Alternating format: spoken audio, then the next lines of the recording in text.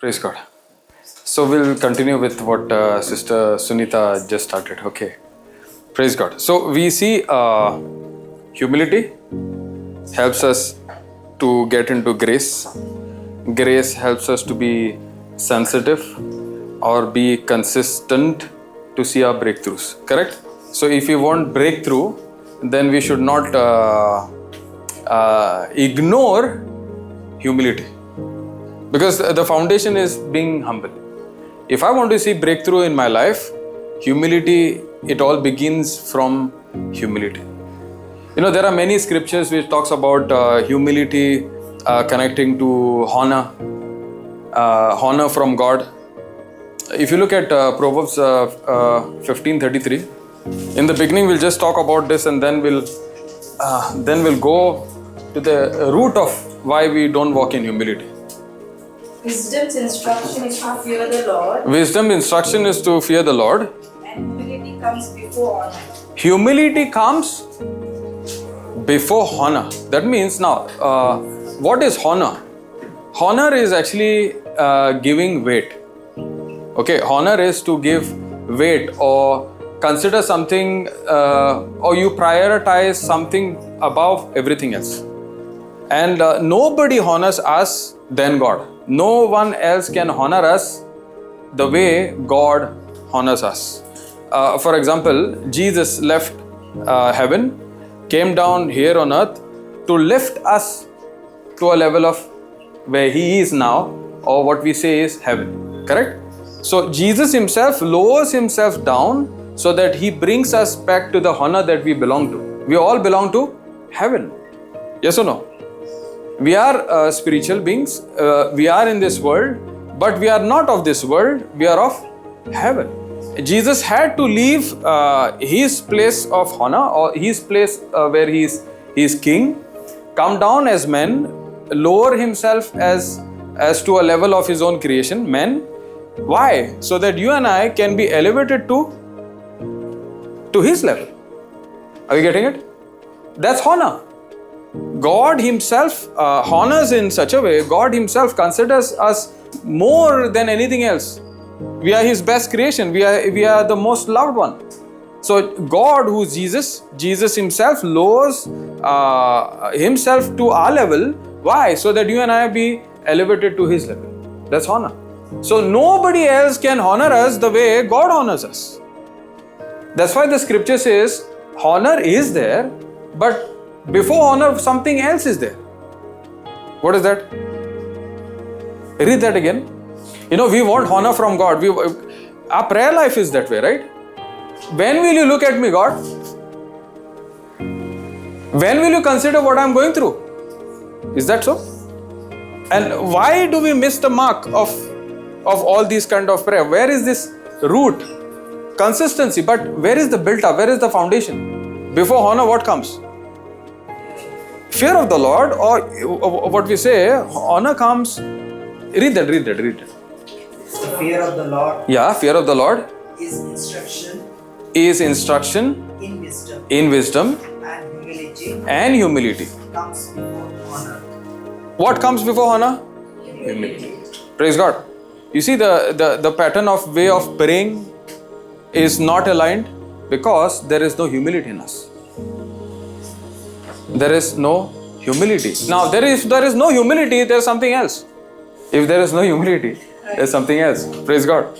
So, there's a distinct connection between honor, humility, consistency, breakthrough. All these things is on one side, and there is something else on the other side, which all begins from pride. So, you have pride, which is the beginning of that results into destruction, and you have humility that results into grace, consistency, breakthrough. Praise God. And it's like a package, you know. If you get into this side, it's a law. See, the word of God is a law. If you get into the right side, then we are bound to enjoy this kind of life, and our prayer life will be different. Our lifestyle will be different. Our character, everything will be different. But if you go on the other side, if you move humility, there's obviously pride. And if we have pride, our whole prayer life is different. Our whole understanding of God is different, and that is bound to see destruction in our life. That's it. So if we understand humility, that brings honor, that brings grace, that brings breakthrough, consistency, everything. All we need to understand is, am I in humility or pride? That's it. If I really understand, where is my foundation? Is my foundation on humility or is my foundation on pride? Simple. I look at the Bible, and I see the Bible divided into two. Correct? Old Testament and the New Testament. Which testament are we in? New Testament. When did the New Testament begin? After the death of Jesus. After the death of Jesus, or starting from Matthew? Yeah, I know, but According to Bible, it started from Matthew. No. That's the confusion. That's the confusion. That's exactly what I want. Bible is divided into two halves. What is that? Old Testament, New Testament. But the New Testament begin from where?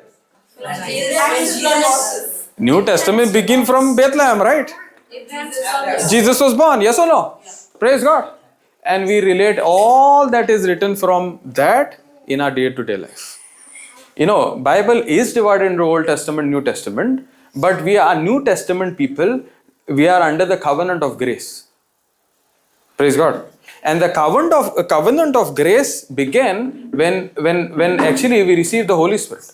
When Jesus died on the cross, when Jesus resurrected, and the promise got fulfilled. What was the promise? You and I will be living temples of God. So our prayer life, you see, humility, pride is all connected to where do I belong, and what understanding do I have to what testament or what covenant that I belong. The confusion is we look at the Old Testament and the New Testament, we forget about grace. Because Jesus said, forgive and then you will be forgiven. Yes or no? That's the New Testament law, no? Did not Jesus say, you first forgive and then you will be forgiven? So where are we standing now? Pride or humility? Am I confusing you? If I'm confusing, then I'm doing a good job. I want you all to get confused and then clarity will come. Because otherwise, if you're not confused, no, I already know this. Battle is here.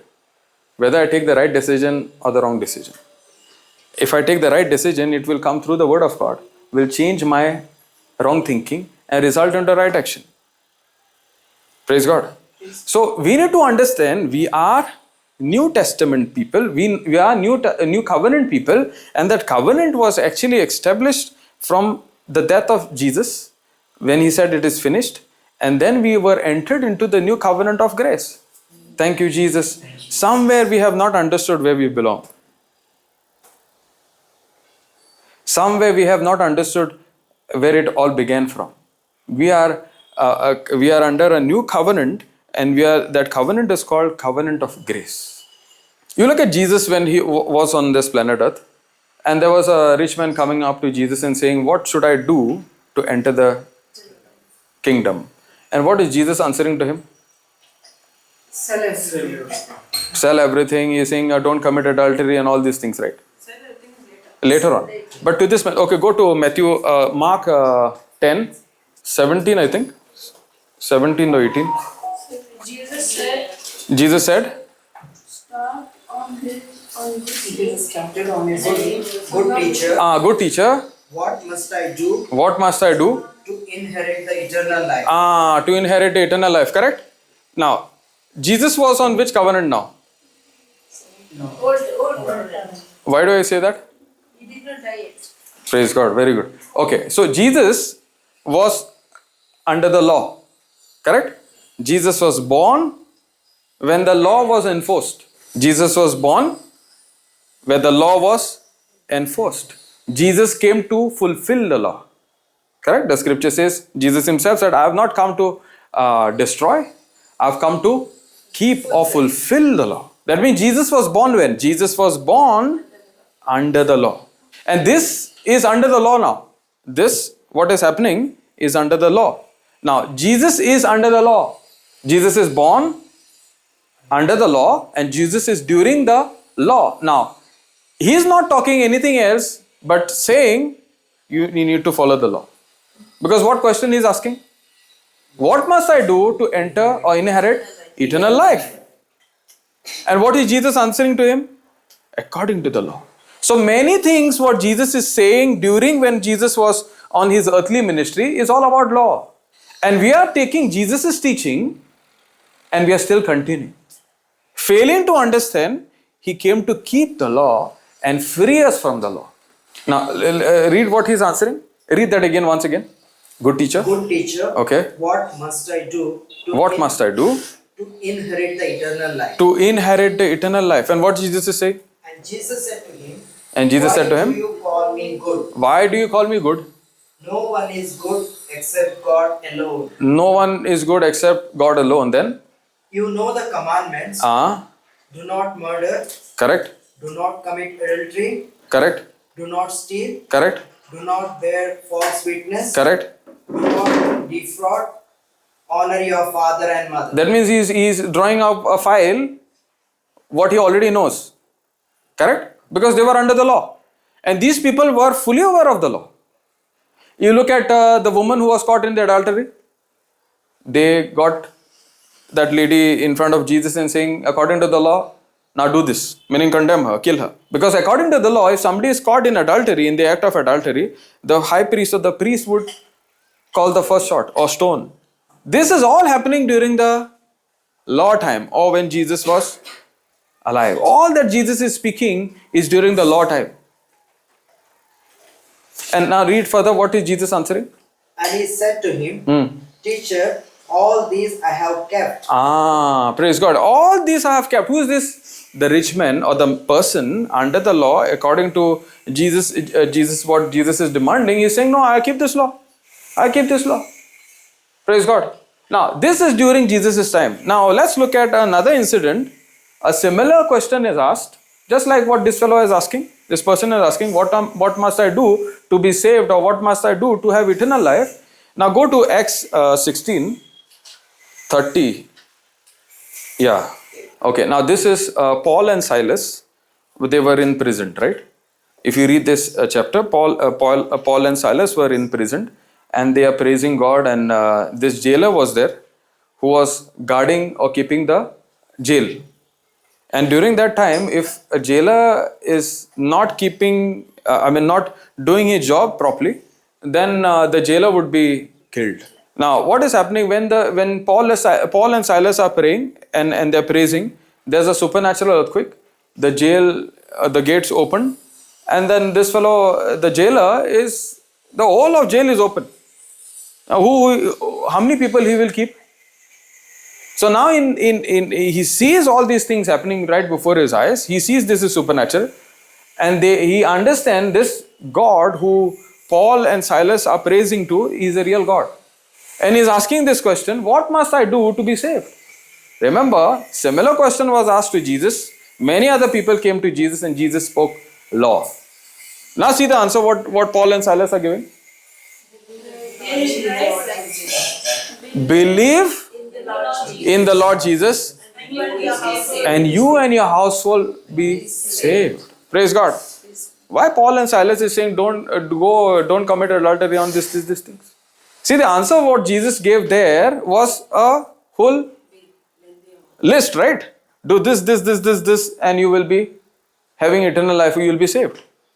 But under the new covenant of grace, what's the answer people are giving? Or people under the covenant is giving? Just believe and you and your household will be saved. You know, after the resurrection of Jesus, when Jesus was talking to the disciples in Mark 16, 15 onwards, he's giving instruction to Jesus. Jesus is giving instruction to a disciple and he's saying, if you believe, these signs shall follow. Will accompany you, these signs shall follow. First is you will cast out devils. Second is you will pray in tongues. If you believe is the condition. Now the condition is changed. Earlier the condition when Jesus was alive was different. And now the condition when Jesus has died and finished all that what he had came to do, that is to fulfill the law, is completely different. So Jesus came to fulfill the law. Now we are not supposed to do anything extra what Jesus has done. When Jesus said it is finished, it is finished. But we without having that understanding or understanding of grace, what Jesus has done, we try to do something to what God has already finished. And that's the error. And that error is coming where we are not walking in humility, rather we are walking in pride. When Jesus is saying in the new covenant, in the old covenant he said, I have come to keep the law, correct? Or fulfill the law. Did he keep the law? Did he fulfill the law? Yes. Now, is now Jesus after the death and resurrection talking to the disciples saying that you got to only believe? You believe, you will be saved. If you do not believe, you will be condemned. Very simple. What he is telling us to, actually believe, I kept the law for you. And I have given you grace, that is my strength, and that is my will, so that you can have this grace, use this grace, and see these kind of results in your life. Can I heal the sick with my own ability? Can I even pray in tongues with my own ability? No. Simple. So Jesus is saying now the condition for you to be saved was to see this abundant life manifesting in you and through you in other people's life. The condition is very simple. Just believe I kept the law for you and I have given you my strength, that is grace. You depend on my strength and do it from there on. Hallelujah. You know what is pride? Pride is actually self-centeredness, self-reliance. Humility is what? Being God-centric and be God-dependent. So the definition of pride is being self-centered, self-reliant. That means what? I will have to do something so that God will bring it to me what I need in my life. I need to do little more extra from my side so that God is satisfied, and finally because He is satisfied, I will have what I want. That's pride. But what God wanted is actually from the beginning, Jesus coming down on this planet earth in the time of law, keep the law for us, because law actually results into curse. You know what law is? Law brings curse. When you try to keep the law with your own ability, you are under a curse. I'll give you scriptures after scriptures for this one. Praise God. But we are studying on humility and pride. Base is the same. But why we are not able to walk in humility is because we have not understood. We are not understood actually when Jesus' ministry was there on this planet earth, and after the ministry of the Holy Spirit. Meaning now we are in the ministry of the Holy Spirit. We are not able to distinguish between those two, because we are looking at Old Testament, New Testament. So whatever is in the New Testament, do it because Jesus said it, no? But we are not able to understand why did Jesus say it when He was on this earthly ministry, because He was under the law.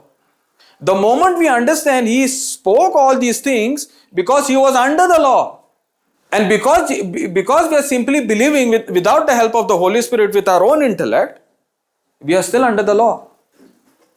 Because our prayer life is under the law, and when you walk under the law, you are under the curse. For your learning, go to Galatians 4:4. But then the set time But then, at the set time, had fully come. God sent His Son, born from a woman, born from a woman, born under the law. born under the law. Praise God. Now, at the set time, through a woman, that is Mother Mary, Jesus comes. Jesus comes at the time of the law. Praise God. Now, why did He come under the law is also written. Go read further. To redeem those under the law. To redeem those under the law. Praise God. You know, what is redemption? You know, redemption is a ransom. We were like kidnapped. We were under the law. We were under the curse. Praise God. And to redeem us from the curse of the law, Jesus Himself became a curse for us. He became a substitute for us. So what we could not do under the law, Jesus came to fulfill the law, and all that was resulting for not keeping the law, because whenever you disobey, what comes? Curse comes, according to the law. Now all that curse Jesus Himself takes upon Him, and He became a curse in our place. That's why the Bible says in Galatians 3:13, Christ has redeemed us from the curse of the law. For He Himself became a curse for us. He Himself hung Himself on the tree. Because cursed is anyone who is hung on a tree. That's what Galatians 3:13 says. Now, Jesus did this so that you and I be free from the curse of the law. Praise God. Hallelujah. Thank you, Jesus. You know, we are touching bits and pieces so that we come. Why? Then it is easier for us to understand what is pride and humility. We are taking these examples of law and the scriptures so that we finally understand fully we are not of the old, we are of the new, and we are not supposed to walk under the old, we are supposed to walk under the new. Under the new, when I say, is under the covenant of grace. Praise God. Because our human thing is what? I got to do something. And because when I do, because that's ingrained in us, right? This mind, it doesn't accept if something is just given free by God. When it comes from God, we don't accept free things from God. But from men, yes. Because we can see, no? But whenever God gives something by faith. Because it's not seen in our physical eyes. God has given me healing. What nonsense. There is symptom in my body. But God, if He comes in a human form and gives you an iPhone, He'll say, thank you, God. I saw it happening. You see the connection? Because my mind is trained to see and respond to what I see or react to what I see. But whenever God says, I have delivered you from the power of darkness, I have redeemed you from the curse of the law, these are all things in the unseen. Therefore, anything that comes from God is difficult for us to believe. And because it is difficult for me to believe, I try to do something and be convinced, oh, I kept the law, now whatever God has said, I'm sure to get. The moment I have this understanding, oh, I need to do something, you're walking in pride. It's like saying, okay, Jesus, you came on the cross, I believe. I see that what you did in the Bible, everything I believe, but my sins are too much, you see. I got to do something. I will just not accept it just because this fellow went and spoke this way or this sister went and told something. I am not going to believe. I got to do something because that sin, maybe that sister is holy. Praise God. I am not holy. You see where the root is?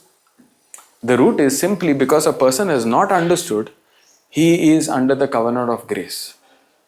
Hallelujah. So you saw in Galatians 4 and 5, Jesus comes during the time of the law. He was born at the set time.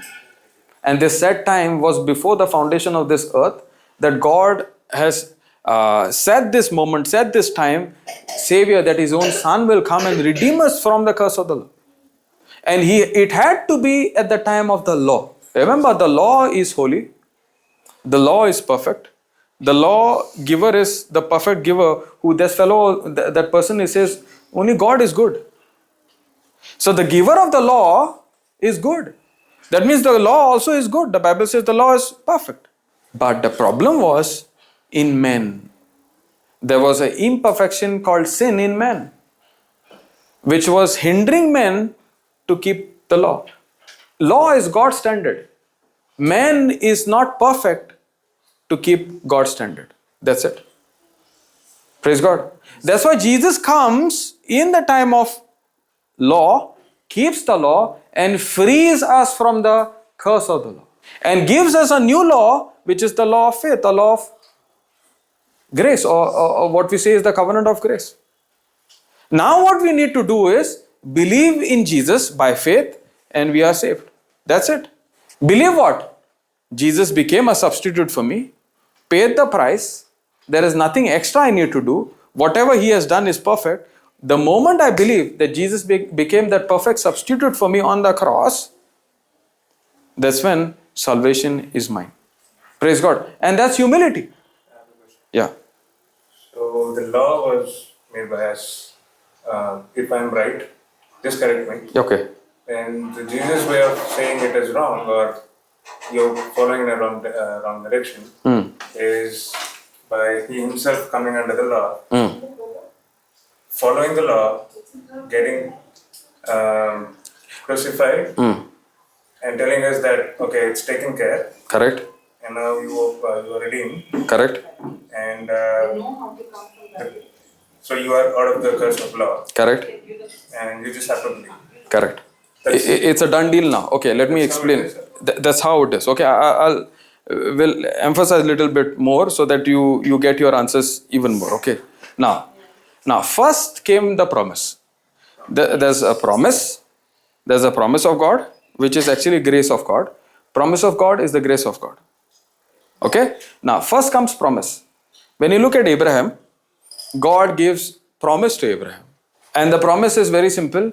The seed, that is Jesus, will come, and that seed will redeem us from the curse of the law. Or he will enter us into a new promise, and that promise is you and I will be temples of God. Okay, we'll go in deep, but I'll just give you an outline of that. Okay. Now, if you look at Abraham, God promises him.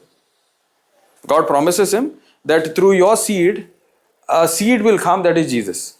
You look at Galatians 3:16, it talks about that. The promise was spoken through Abraham Okay. and to his seed. Okay. Scripture does not say and to seeds, meaning many people, but and to your seed, meaning one person, who is Christ. Praise God. Now see, that seed is Christ. Now if you look at Galatians 17:19 onwards, again it talks about that seed. Go there, Genesis 17:19. And God said, Okay. Sarah, thy wife, shall bear thee a son, indeed, and you shall call his name Isaac, and I will establish my covenant with him for an everlasting covenant, Correct. and with his seed With his seed after him. after him. Now, with seed after him. Now, what is that seed after him? After Isaac, the seed that God talks about is the seed that we saw just now in Galatians 3:16. That seed is Jesus Christ. Because how will a plant grow and bear fruits? Unless the seed falls to the ground and does not die, it cannot grow to a plant and bear fruits. Read at Galatians 3:16 now. Now the promises were made to Abraham Okay. and to Hear this. Now the promises were made to Abraham. Okay. and to his offspring. Offspring. It does not say and to offspring, referring to many, but referring to one. One. Praise God. It does not see this offspring to many, but just one. But one. Who is that one? And to me, and your offspring, who is Christ. Who is Christ? That offspring that God promises, that promise of you and I having eternal life. So the promise was the promise of that eternal life, or what is eternal life? Eternal life is to know God. Eternal life is to know God. Now, this promise of knowing God will come through whom? Through that one seed, that is Jesus Christ. Abraham is what God gives promise, that through this seed will come what? Jesus. That is, through Jesus we will have eternal life. That's why Jesus says, I am the way, the truth and life. If you know me, you know the Father. And what is eternal life? Eternal life is to know the Father. Eternal life is to know Father, or to have a relationship with Christ, with God. Now, only Christ is the mediator where I can have knowledge of God, I can have connect with God. So we will hear, we will learn from the whole beginning where it began. Now, it began from God promising Abraham. Now, along the way came Moses. Praise God. Now, what happened with Moses?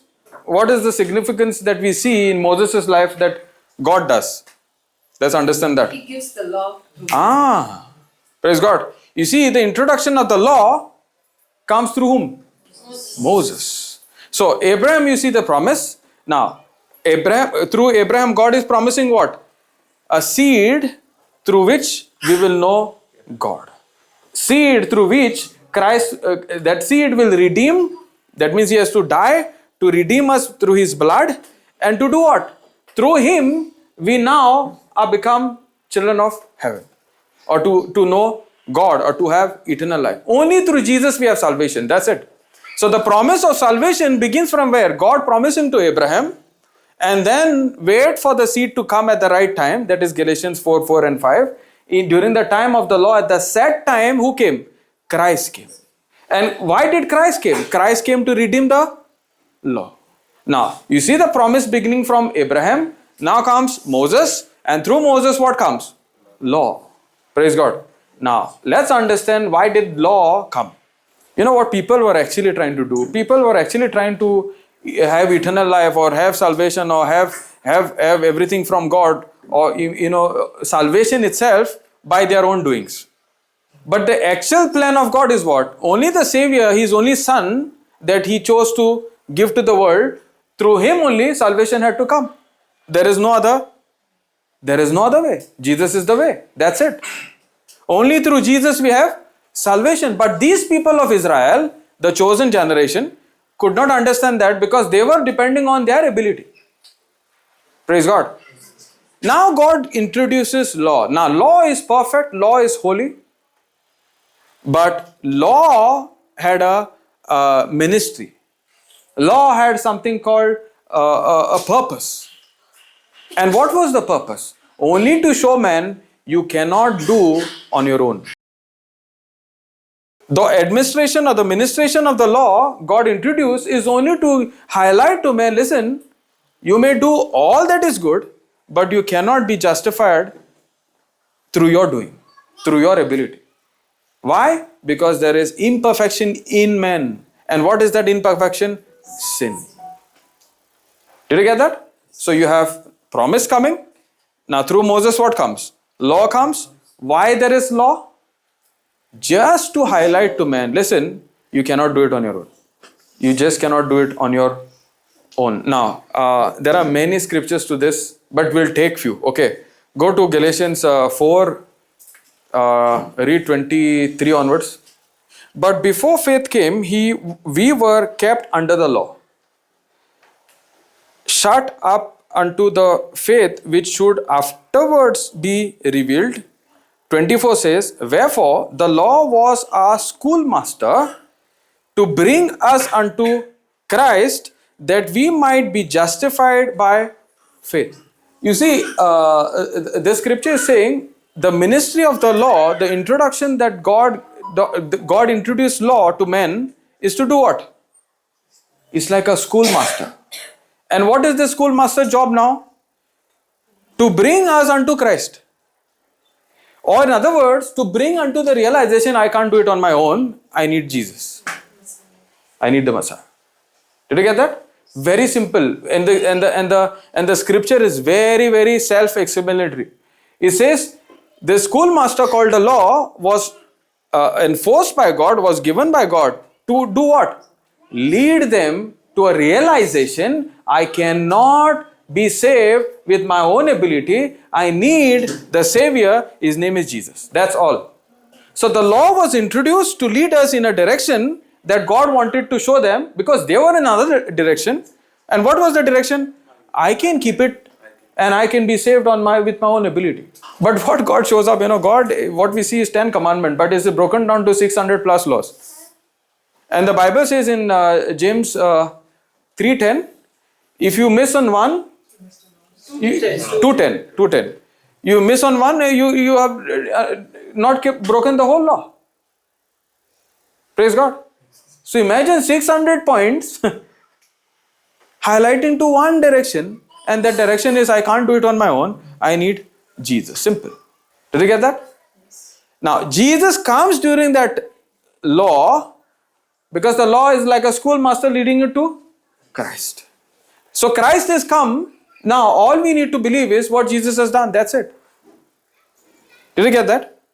But this is more difficult for mankind to believe.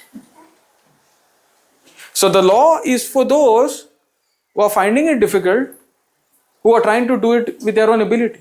Now that testimony that you shared, who was going through all that, wrong videos and all that, he must have surely tried with his own ability to keep it, right? To get out of it.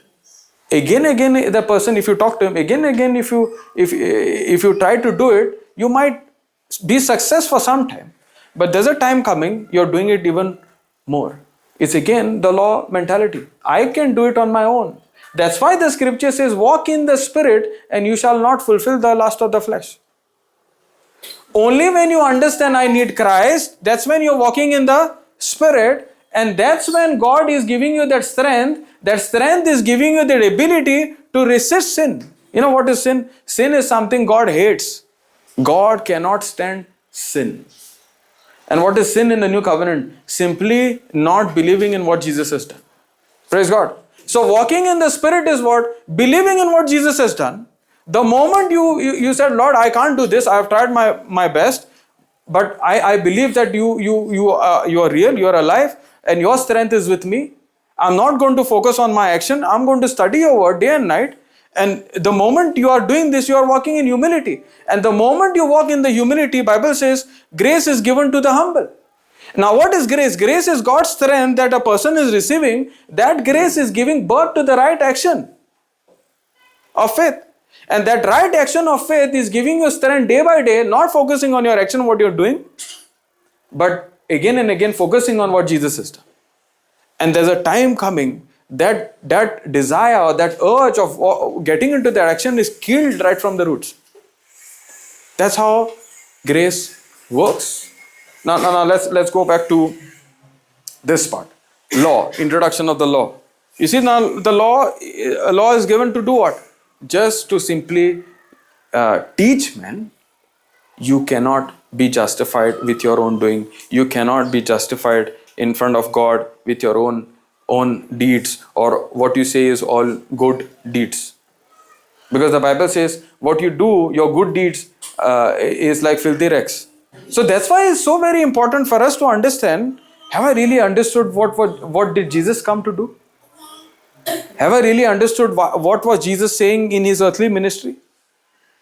Because what we are doing now is actually, we are trying to understand, Jesus came on this planet earth while there was law, and whatever he spoke is under the law. That's why we have a problem. We got to forgive somebody and then God will forgive us. Lord's Prayer is there, no? Failing to understand, he spoke under the law. What is the new law talking about? The new covenant of grace. Christ has delivered from the power of darkness. Galatians 1:13 says that. He is delivered from all the powers of darkness and he is translated into the kingdom of light. Christ has redeemed us from the curse of the law. Christ has forgiven all our sins. All our trespasses are washed. God does not remember our past. These are New Testament scriptures, or what we say is the new covenant scriptures, what Jesus has achieved for us on the cross with his blood. All we got to do is believe these things. Because if we don't believe in these things, under the law, surely we are under the curse. And because we are under the curse, there is guilt, there is condemnation. Simple. Because that person who is trying to get out of his trouble with his own ability results into maybe a few days of success, but after a few days, what comes? Same action, and the moment the person is focusing on, oh, what have I done? The first thing is guilt and condemnation. You know what guilt and condemnation leads to? Death. Thank you, Jesus. And because the person did not understand grace, a person might say, okay, this is not from me. This is not for me. This Jesus is not for me. It's not helping. Because the person is not walking under the spirit, is walking under the flesh and trying to fulfill the law. That scripture is not saying you first stop walking in the flesh and then you will fulfill the lust of the spirit. No. It is saying you first walk in the spirit, then you will not fulfill the lust of the flesh. What does that mean? Simple. All you got to do understand is what Jesus had to do is done, is perfect. All I got to do is now study what Jesus has done. But instead of studying what Jesus has done, we want God to study what we have done. And our prayer life is, can't you see what I am doing? I'm blessing those who curse me, praying for those who persecute me, and you're not listening? Praise God. How will you bless those who hate you? How will you pray for those who persecute you? You can do it with your ability, or you can do it with God's ability. So the law was given under the time when Jesus was born. Under the time of Moses, and it was until the time where Jesus came and he fulfilled the law. Now the question is, that means we don't have to keep the law? How will you keep the law without grace? How will you keep the law without grace? Okay. How many wants to like to rob? Like to rob? Nobody, right? How many of you all want like to murder? But the scripture says no, don't murder, don't rob. Correct? The law says, right, don't commit adultery, all these things are there. Actually speaking, do we like to do any of these things? No. So God never introduced something that people don't like. If you see all those 10 commandments, all want to honor God, all want to love God, correct? Anybody wants to do otherwise? So God is actually introducing what people hate.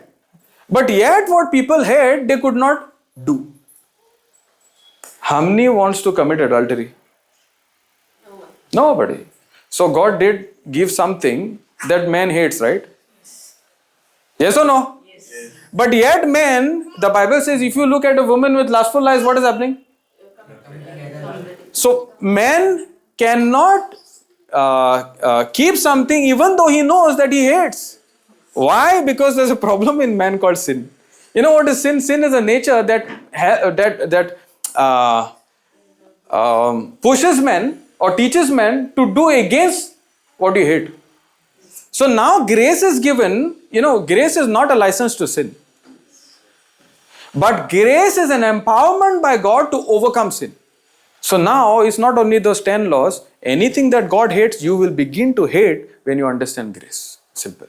Now there's no question of should I keep the law or not keep the law. When God introduced the commandments, did he give something to men that... In other way to say, the law did not have power to help me to overcome sin. Correct. Even though it showed I have sin. Yes. Now what she says will give us more understanding. Law never gave us power to overcome sin, but grace did. Law never gave us power to overcome sin. Law gave us introduction that there is sin in man. When God gave the pointers, you must not do this, you must not do this. Actually, no man wanted to. It was not new to men. Actually, nobody wants to commit adultery. Nobody wants to rob. Correct? Actually, God is giving something that man doesn't want to do. Or rather, in other words, man wants to keep. In short, God is not giving them difficult points actually. If you see, I don't want to commit adultery. Actually, God is telling me, yeah, I don't commit adultery. I don't want to. I hate it. But even though I hate it, I'll end up doing it. Did you get that? Why do I end up doing it? Because there was sin in man. The law showed that it is wrong, but the law did not give me the power to overcome sin. So the law showed these things are wrong, but to overcome those things that are wrong, law does not give me the power. But grace gives me the power to overcome all these things. Now I don't need to look at, I did not do this, By grace itself, I know I have the power to overcome those things. So, in the Old Testament, there was no grace. There was grace. There was grace from the beginning. Okay, what is grace? Grace is God's willingness to give His power, His ability, His authority, His dominion, everything of God. See this, everything from God is grace. So everything from God is from the beginning. All that we have received from God is God's grace. Okay, grace is something that we do not deserve it. Do we deserve Jesus? Do we deserve Jesus? No. So Jesus has come from God. God gave His Son. That means we don't deserve Jesus. Now, did Jesus say everything that belongs to the Father belongs to me? So everything through Jesus belongs to me now. Do we deserve any of those things? So grace was always there. Law came afterwards. The law was misinterpreted. Misinterpreted. If you look at the Bible in Galatians 3:17. Abraham, David, any of them, they did not keep the law and came to God based on keeping the law. Keeping the law. Grace was always from the beginning. Simple. Grace is something that we don't deserve. Simple. And grace is something that is of God. From God. Did you get that? Anything that is from God is grace. No bad things come from God, right? Everything from God is grace. Praise God. Good question, That's why when the law was given, the animal sacrifice also was introduced. So it was not going in the presence of God based on how good I am. It is a sacrifice, it's a shadow that it is not because of I kept the law, it's because of The blood of Jesus. Praise God. Thank you, Jesus. Brother, please repeat that. You want to come? Come, we'll do it together. From the beginning, the law was given for one purpose. The reason God gave the law is to prepare them or to lead them to Christ. That was the only reason for the law. The law was to bring us to Christ. The law was never, whether it was in the old covenant or in the new covenant, the law was never intended for us to keep. Actually, the law was only given to the Jews. The law is not given to us actually. It was given to the Jewish people. And the reason why the law was given to them is to prepare the way for Christ to come. Because when Christ comes, Christ is not only for the Jew, Christ is for everyone. When Christ came, the gospel of grace is preached to everyone. But the law was only given to the Jews. And the reason why the law was given is to, as he said, the schoolmaster to bring them to Christ. Right from the beginning, even when God gave the law, he also introduced animal sacrifice. The reason why he introduced animal sacrifice is to show them that you cannot come into the Holy of Holies by keeping the law. The animal sacrifice was actually a shadow of representing that what blood? Sinless, spotless blood, sinless, innocent blood has to be shed. Even that animal, even though it looks like the animal is, for example, Adam and Eve committed sin. So God had to cover them with the animal skin. So that was the first sacrifice God himself sacrificed. Now, that animal would have said, I am innocent. That's exactly what I want. Innocent blood. And that animal was representing Christ to cover the shame of Adam. And even the animals are under, because the Bible says the whole earth, even the dust has come under curse because of man's sin. So that animal also cannot cover my sin. That animal was only representing God himself has to become man and shed his blood. And everything that happened in the Old Testament was a shadow. For example, did the Israelites come out of Egypt because they kept the law? No, none of them kept the law. When judgment came upon Egypt, it was the blood that was on the doorpost, that when the angel of judgment came, did not pass inside but passed over, not because of what they did, but because they partook in the sacrifice. And when they came out rich, they came out wealthy, they came out completely healed. Actually, it speaks about we partaking the body and the blood of Christ. But the problem is we don't believe in what the blood and the body has done for us. That's why in spite of knowing what Christ did for me, I am still living in wilderness, like how the Israelites were in the wilderness. I'll go back to the rich man. You want to continue? No, go. The rich man who came to Jesus.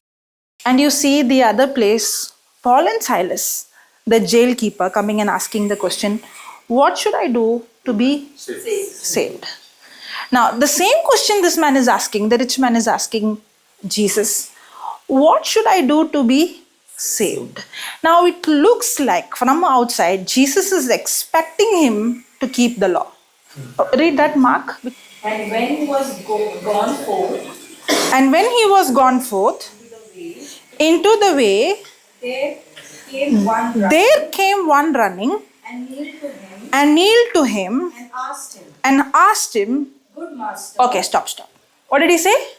Good master. What did he say? Good master. Good?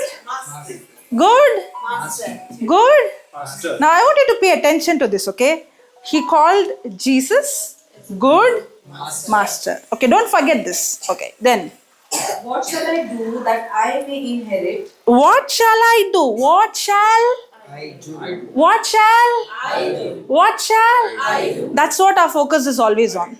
Because we are so much focused. Because the law says you shall do this. Actually, his question is wrong. Now, the woman who was caught in adultery, will she ask, what shall I do? Or she knew what she did is already disqualified. Correct? So she will never ask this question, what shall I do? But what is this rich man asking? What shall I do? Then? That I may inherit eternal life. That I may inherit eternal life. Then? And Jesus said unto him, And Jesus said unto him, Why callest thou me good? okay, now wait. Why is Jesus not answering his question and asking him some weird question? Now, what did he say? Good master, what shall I do to receive eternal life? He should give him an answer how to receive eternal life. Okay, he should have given that answer. Instead of that, he's asking a question to him back. Why did you call me good? Good master. Actually, what did he say? Good. He did not say master. Why call you me good? Why is Jesus asking that? What is that? I think he should have skipped that question and he should have gone directly to the law. Correct? Yes or no? He should have not asked that question at all. He should have directly said, okay, you want to receive eternal life, then you should keep the commandments. That's what he said next, 19th verse. You know that you shall keep the commandment. Why do you think Jesus will speak any statement just like that? We do that, right? To keep people engaged, we speak. But why do you think Jesus is asking, why call you me good? Maybe he's seen what he's been following in the past. Okay. So in mind, what Whatever he's he's thinking seen about that, what you want to do. depending on that, he's Above him there is somebody. According to him, who is a good person? According to No, according to the rich man, who is a good person? anybody who abides the Anybody who keeps all the law. Correct? Based on the action is good. But actually, according to the law, is there anybody who kept the law? The Bible says we all have broke the law and everyone has committed sin. That means there is none good. That the scripture say. Now this is not a New Testament scripture. The book of Isaiah says, 33 says that all have committed sin and all have gone astray. It's not just for us. Even for him, it is there in the scripture. So according to the scripture, is there anybody good? He is good. He is sinless. No. Now I am only saying Jesus' question. You don't go further. Okay, you just hold on. You will get your answer. Okay. Is there anybody good? No. Now what does Jesus ask? You know what Jesus is asking? Telling him, that means, do you think you are good? Actually, he's thinking he is good. If you call me good, then can anybody else be good other than God? Can anybody else be good other than God? Even though it sounds confusing, hold on, you will understand. Okay, believe me, you will understand. Okay, why call you me good? There is none good but one, that is God. Jesus is asking him, why do you call me good? And he is also giving an answer. If you call me good, then you have to accept me as your Lord God and Savior, because there is no one good, there is only one person who is good. The purpose of the law is to actually prepare a person to bring that person to Christ. Now, the law was given to to Moses. And David was born under the law. Abraham was not born under the law. But was David born under the law? Yes. But you know what David said? Romans chapter 4, verse number... Blessed and happy and favored are those whose lawless acts has been forgiven and whose sins have been covered up and completely buried. Blessed and happy and favored is the man whose sin the Lord will not take into account nor charge against him. You know what David is saying? A day is going to come that God is going to call those people righteous, not based on their keeping the law, but the day is going to come that their sins are going to be buried. The reason why God gave the law is anybody who tries to keep the law will come to a conclusion, I cannot keep. Now David came to a conclusion, I cannot keep the law, nor I can be a good person. That's why I need what? Forgiveness of my sins. That's why I need a Messiah. If the rich man would have realized that I can't keep the law, I need the Messiah, I need Christ, I need His forgiveness, you know what he would have said? Then Jesus said, is there anybody good? Nobody is good. I am the only person who's good because only God is good. Immediately, you know what the rich man should have said? You know what he should have said? Yes, Lord, I cannot keep the law. You are my Lord, God and Savior. You know what he does? Now, you'll be surprised by this. This is exactly what I wanted to give you. Okay, now see this. 18th verse. And Jesus said unto him, why call you me good? There is none good but one, that is God.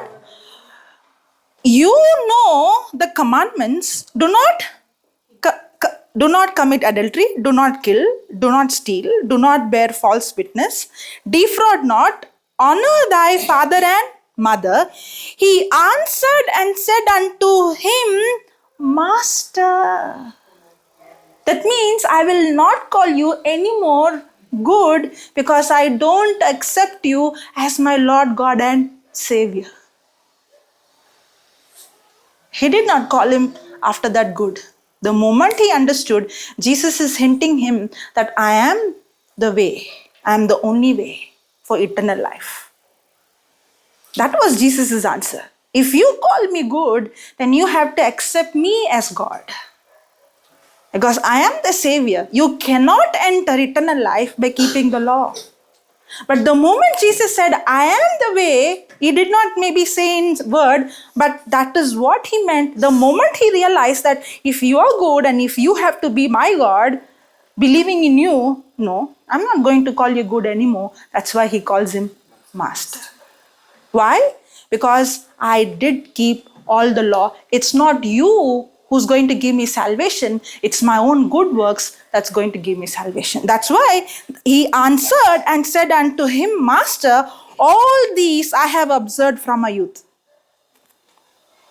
Now, what's the purpose? Now, it looks like Jesus is telling, okay, keep all the law. If you keep all the law, you'll enter. In fact, Jesus is not saying that. Jesus is saying there is no way, there is no man who's good. And there is no one who can keep the law. There is no one who can be qualified by keeping the law. Now, that's why even, you see, the comparison between Acts, Paul saying, what should I do? Believe. It looks like Jesus is saying, keep the law. So it looks like in Old Testament, if you keep the law, you're qualified. In New Testament, if you believe, you're qualified. No. Yes, even in the Old Testament, the law was not given for them to say, yes, I kept the law, so I am qualified. No. That's not why the law was given, nor anybody. We read just now, even David realized, I am not qualified because I kept the law. In fact, he said a day is coming that they are blessed people, they are favored people, where God will not make them righteous by their works, but righteous by their faith. That's why nobody in the Old Testament was called righteous based on what they did. They were called righteous because they believed in the Messiah. Only difference is they were believing the Messiah will come. We believe the Messiah has come. That's the only difference. During when the law was given, it is just that I didn't interpret it right. When I said we gave the law, it's through one of us, the law was in. No, that law came from God. Correct. But it's not something that man did not want to avoid. In other words, man never wanted to kill. Man never wanted to. In that a person, how do I say, in a person doesn't want to do any of those things bad. So God, you see, is introducing something that man already knows bad. He's not giving something that man is not known to, or man is not aware of. God is simply giving something that man knows is wrong, and you need to keep this. But that law was not giving man the power to overcome sin. And God knew that men cannot follow the rules by themselves. And that's why they wanted to introduce grace via Jesus Christ. Correct. Because both has to be together. Both has to be together. Because see, grace was there in the beginning. Grace was always there. But the introduction of the law came 430 years. That's what the Bible says. 430 years later, Galatians 3:17. Just read. And this I say. And this I say. That the covenant that was confirmed. That the covenant that was confirmed. Before of God in Christ. Before of God in Christ. The law which was 400. The law which was 400. And 30 years. And 30 years. After. Cannot disannul. Cannot disannul. That it should make the promise of none effect. To make the promise of none effect. That means the promise was there. The law did not come to. We should not be continuing in the law or keeping in the law to be justified in the eyes of God. The law was introduced to men just to minister. Listen, you cannot overcome sin with your ability. The law was a purpose was there is sin in men. The purpose of the law was you need a savior. Simple. Law purpose is very simple. You need a savior. Law's purpose is very simple. You cannot overcome sin by keeping the law, or you cannot be justified by keeping the law in front of in God's eyes. And in the same way, the law is ministering sin to men, or is showing men you cannot keep the law. The reason you cannot keep the law, there is sin in men. Sin is not God's nature. Sin is devil's nature. Sin is not God's nature. Sin is devil's nature. And that nature God hates. We know this. How did sin enter man? Right from the beginning, when Adam was deceived through Eve and through disobedience. The moment disobedience, there is disobedience, the nature which was of devil comes into man, and man now becomes a slave to devil, and devil becomes a legal master of man. Praise God. Man was in slavery called sin.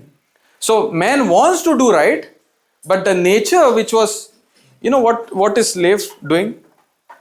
What does slave normally do? Obeys the master. Now who is the master?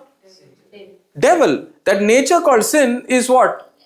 Man wants to do good. Man wants to be justified in the eyes of God by doing right. But man cannot do it alone. Man needs Jesus. Now what did Jesus do? Jesus took sin who knew no sin. In 2 Corinthians 5:21, if you see, Jesus who knew no sin, read that. For he has made him sin. For our sake he made him to be sin. Okay, for our sake he made him to be sin. Who knew no sin. That means he had no knowledge of sin. Then? So that in him we might become the righteousness of God. So that in him, that is in Christ, we be righteousness of God. You see? Now, only in Christ we could be right standing with God. Only when we believe in Jesus, that is Christ, by he becoming a substitute for us, when he became a substitute for us, that sin nature which was in men got transferred into Jesus, because in Jesus, what was there? God's very nature. So the moment, now there's a transfer happening. What was in man? Sin. What is in Jesus? The right standing nature of God. Now, the moment there's a transfer happening, there's a change happening. And when this change happens, when a person believes in what Jesus has done. So the moment man believes what Jesus has done on the cross, this sin that was in man gets transferred into Jesus by faith, and that what is in Jesus gets transferred into man. Praise God. And that new thing, that exchange, is what we call as a born again experience. There's now Jesus' nature in this man who has believe what? Death and the resurrection or burial or resurrection of Jesus. Not by law, but by simply understanding I need a savior, I cannot do it on my own, and this Jesus is not condemning me, Jesus is calling me, died for me while I was yet a sinner. Did you get that? Jesus died for me while I was yet a sinner. The Bible says, Jesus died for me while I was still in that sin nature. The moment I believe this truth, that Jesus died for me, became a substitute for me, he was buried, he died on the cross, he was buried, and on the third day he rose again. I believe this not by force, but willingly accepting on the point of love, on the point of grace. That very moment, there is a new birth in me. I am a brand new creation. The old is passed away. The old sin nature that was putting me in slavery of the devil is cast out, and God's very nature is put in me. Now from that moment, I am no longer a slave of the devil. I am a free, delivered child of heaven. But then to keep it up, we need to have consistency. No. Listen to this. This is the key. Now you ask me a similar question to him, right? That means there is no sin in me. Why do I commit sin?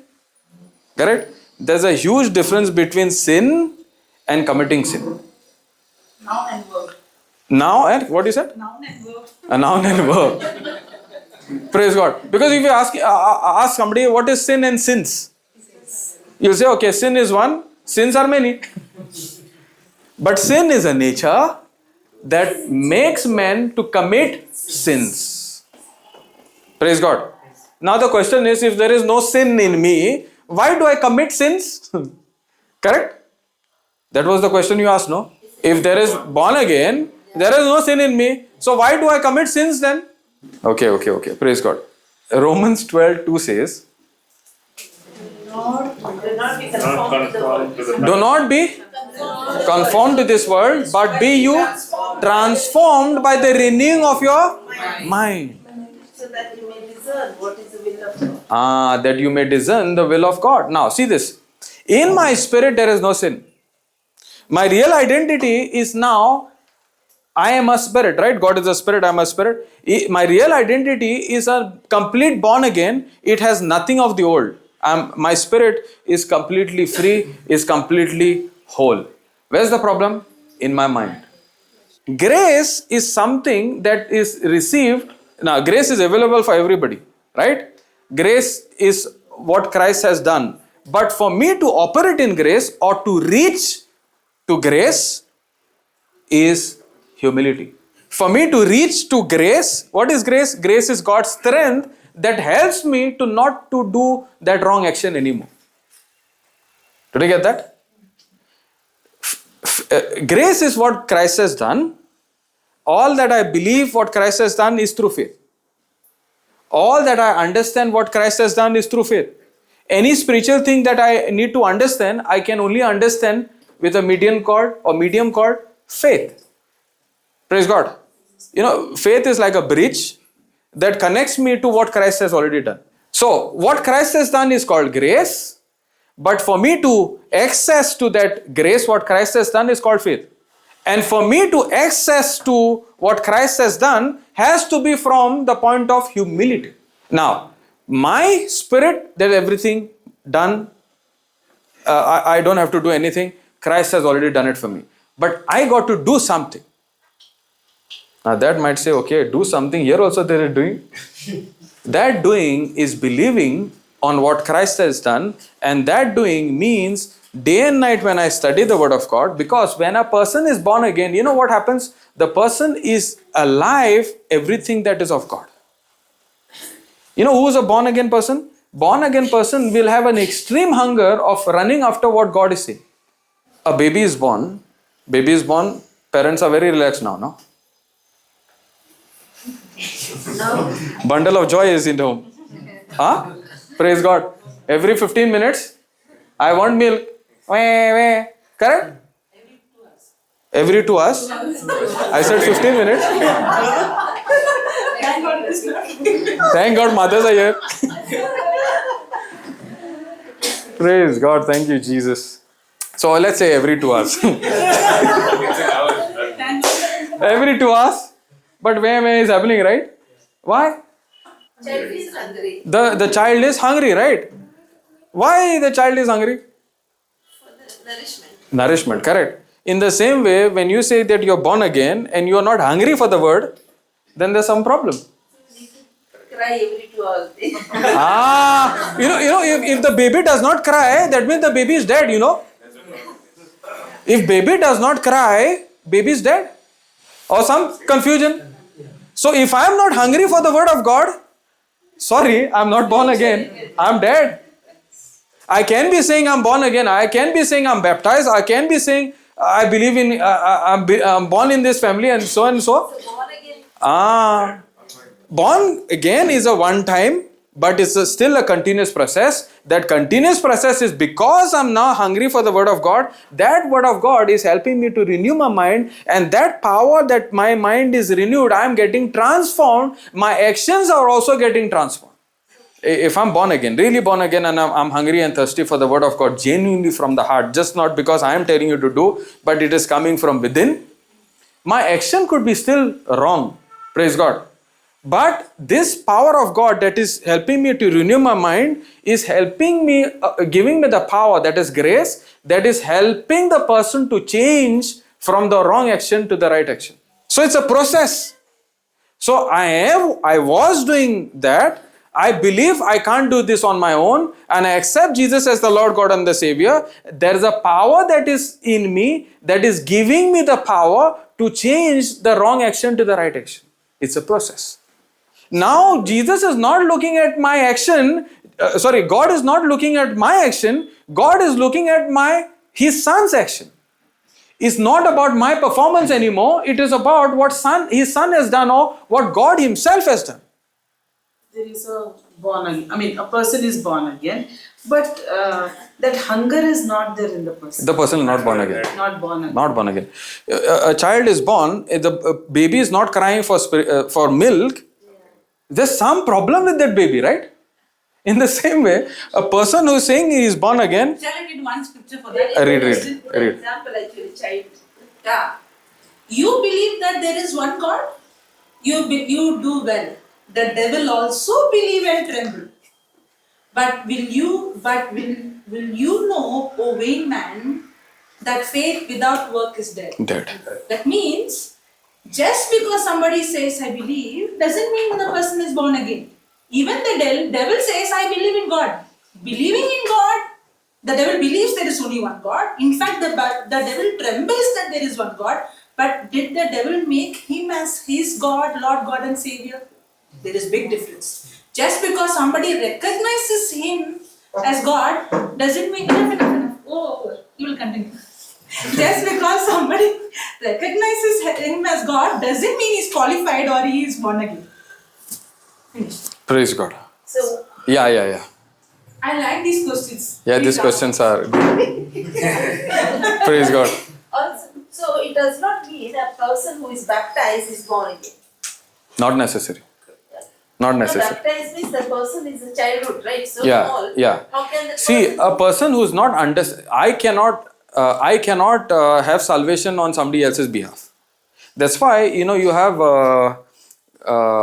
God parents, you have God father and God mother. Actually, the purpose for them is to lead the person as he is growing into make the right choice. But for us, in God parents is like something, I'm the godfather of this son.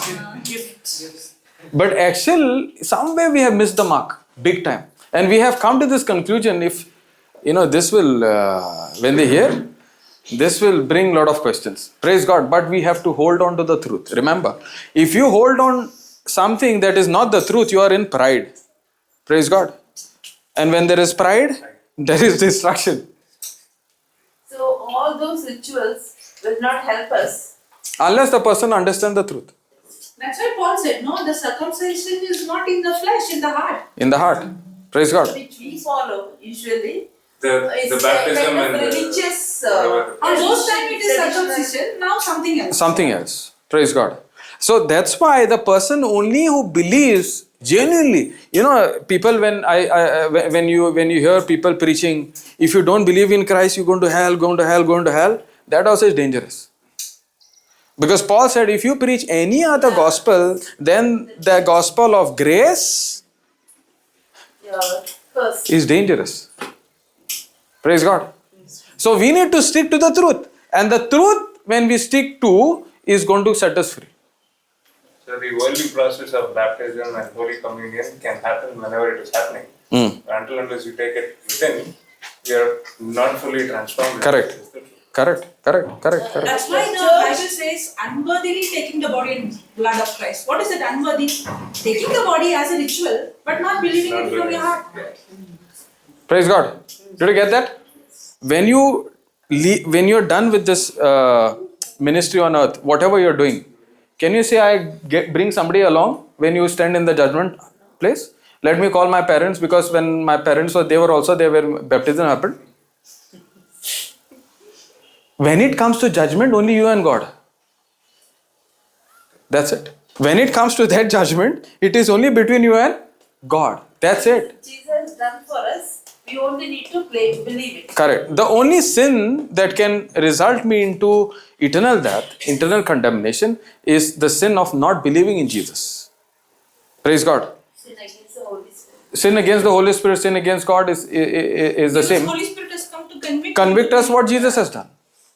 The ministry of the Holy Spirit is very simple. He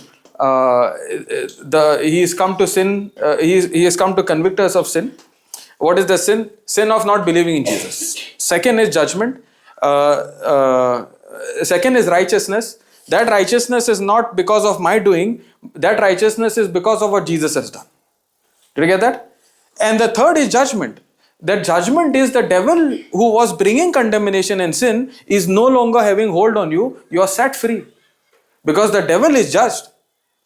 And now you have power and authority, not just on this earth. You have power and authority. That's what Ephesians 6:12 says. You have power and authority in all spirituality of darkness and everything that you see in the spiritual. In the name of Jesus. Praise God. So nobody can bring judgment on you by showing, okay, this is what you have done. No. All you have to do is now believe in what Jesus has done. That's all. And the Holy Spirit will only help me and show me what Jesus has done. Holy Spirit will never show me what I have done. Holy Spirit is here to only guide me, to teach me what Jesus has done. And remind me and keep reminding me of again and again what Jesus has done. When I misinterpret the law, then the focus goes on, you have to do this. Correct. Thank you, Jesus. Very, very long time I had this problem. And then I realized, just because I'm born in this family, I'm not saved. Praise God. Then God is unjust, no? That means He wanted me to be saved. That's why He sent me in this family. Oh, then God decides who has to be saved. Correct? Okay. To understand this, go to Titus 2:11. For the grace of God. Yeah. For the grace of God that brings salvation has appeared To all men. Okay. Now, the grace of God that brings salvation has appeared to all men. Will it appear or has appeared? Now. Grace. Now, Ephesians 2:8 says, it is by grace through faith you are saved, and these are free gift from God. For me to have salvation, grace is available, and for me to enter into that grace, what is required? My faith. That's why if I say I'm born again, and if there is no action of faith, of going to what Christ has done, there is a problem. Therefore, it is by faith. So when the gospel is preached to somebody, as the person is hearing the gospel, what is happening? He is receiving faith to believe what is being preached. So as this process is happening, as the person is getting preached the gospel of grace, that person is believing in his heart that yes, I need a savior. And that person from his heart, now that grace in his heart, the Holy Spirit is convicting that person, I cannot do it on my own, I need this savior. I love this savior who died for me while I was yet a sinner, while I was still ungodly. This grace is made available for me, and therefore when I believe in this grace, you are saved. That's exactly what the next scripture says. Read that. Read after that. It teaches us to say no to ungodliness and worldly passions and to live self-controlled, upright and godly lives in this present age. Praise God. It's very simple. Now the question is, if I'm saved in my spirit, why do I see this problem? The problem is, grace is available, but I am not mixing my faith in that grace that gives me the power not to commit those sins any longer. And now that you connect this to your renewing of mind, when you renew your mind, what is happening? You are receiving that power, and that power that is inside of you, that is called grace, is giving birth to the right action. Instead of the wrong action, it is giving birth to the right action, and that right action is destroying the wrong action, and therefore now you are building up a new character, a new habit in your life. Now God is no longer looking at your action. God is constantly and always will continue to look at Jesus has done for you on the cross. Until you are on this planet earth, God will look at your action. God will look at Christ's action. The moment you shift your focus from your action to what Christ has done, that's the right believing. That move of your, that decision of your, not to look at what you have done, but to look at what Christ has done, is called renewing your mind.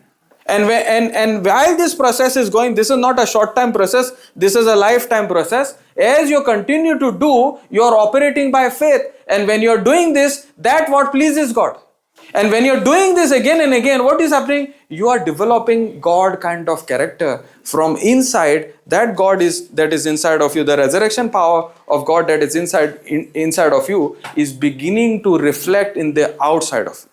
The whole resurrection power, you see in Galatians 3:20, the power that is within you is able to bring amazing results, or exceedingly far more greater results. How? When you focus on your identity, the power that is inside of you, and you keep your mind focused on the promises of God, you are drawing the power that is inside of you from your spirit in your mind. That mind is getting prospering day by day and day, and your whole nature is transformed.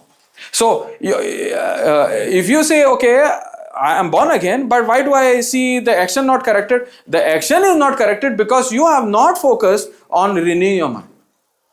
And that renewing of mind is not going to be like a law thing. I need to renew my mind and let me study. No. It has to come from within. So the born again person even can go back to his old.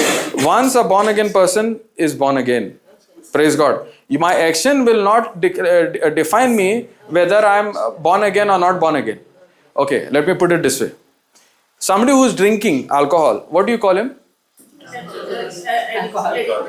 So let's say he was drinking 10 glasses, now drinking 1 glass. Do you still call him drunkard? Yes. Because man is so trained to define a person, give titles to person depending on his or her performance. Praise God. But God is not like that. God has defined men, once are born again. Now this God has defined men as righteous.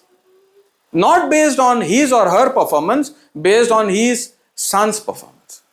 That's the difference. The moment I'm born again, I'm born again. Praise God. My action doesn't define me, I'm born again or not born again. Now, but that right action of me being hungry, genuinely hungering for the word of God is not there, there's a problem.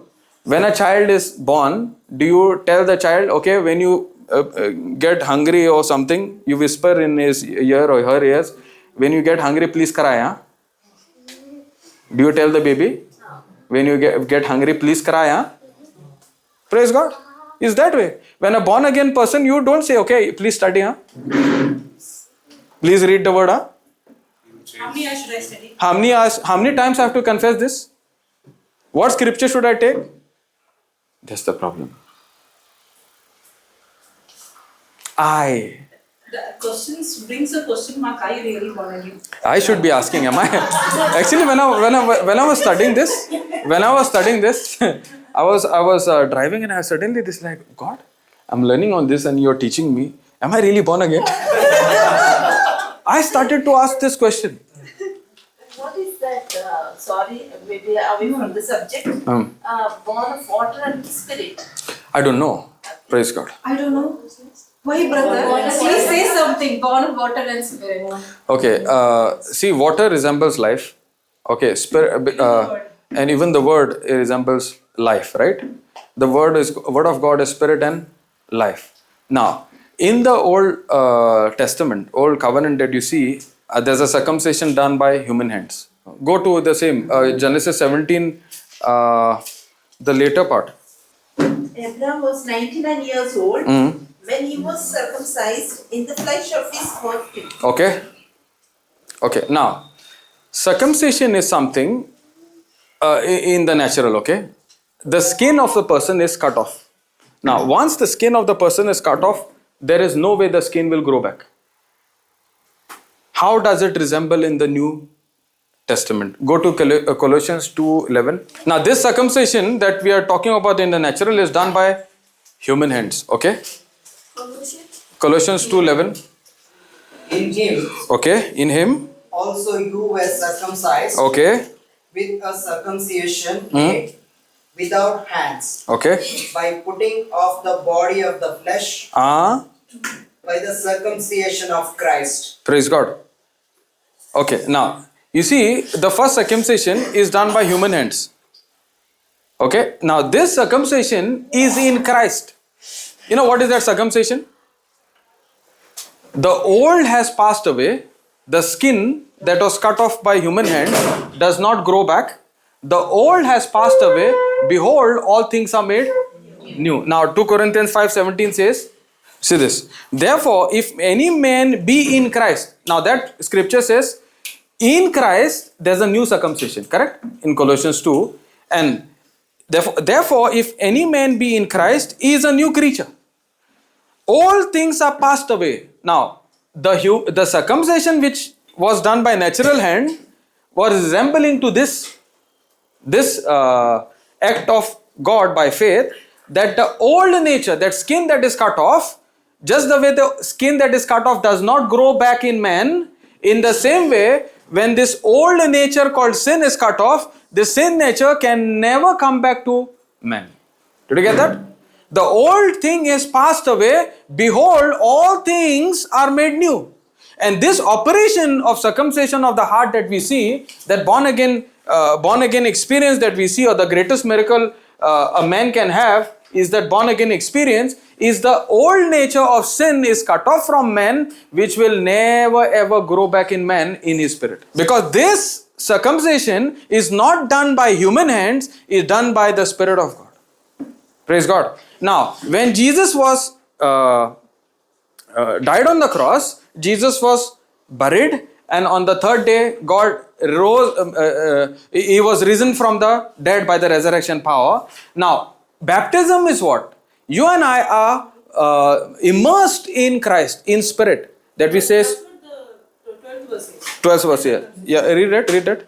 Yeah. In whom also you are circumcised. In whom also you are circumcised. With the circumcision. With the circumcision. Made without hands. Without hand. Actually, there's another translation called made without human hands. Okay, human hands. Okay. In putting off the body of sin. Putting off the body of sin. Now, that body of sin is what? The sin nature that was propelling or influencing men to commit sin. Did you get that? That skin or that nature is cut off, is cast out, it is done away. In another way, that's called baptism. That is called baptism. That's what the scripture is saying. Then, in putting off the body of the sin of the flesh by the circumcision of Christ, buried with him in baptism, wherein also you are risen with him through the faith of the operation of God, who has raised him from the dead. Praise God. Baptism is God's spirit and my spirit has become one. How does this happen? Same thing. When I believe that Jesus is the Lord God and the Savior, when I say I believe Jesus is the Lord God and the Savior, I simply believe that when Christ died, Christ took my place. So what did he do by taking my place? Simply what sin nature, which was in man, went into Christ. And what was in Christ got transferred into me. That's it. Now, how did this happen? Not by human hand, but by God himself, who is a spirit.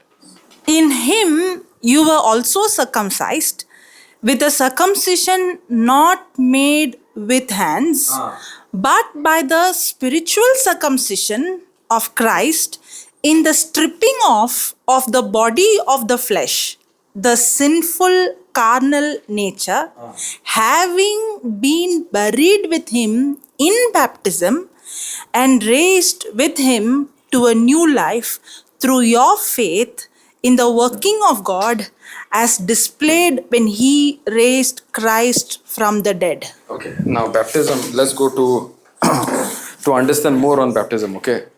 Because how this baptism now gives birth to the new action. Because man is concerned about action.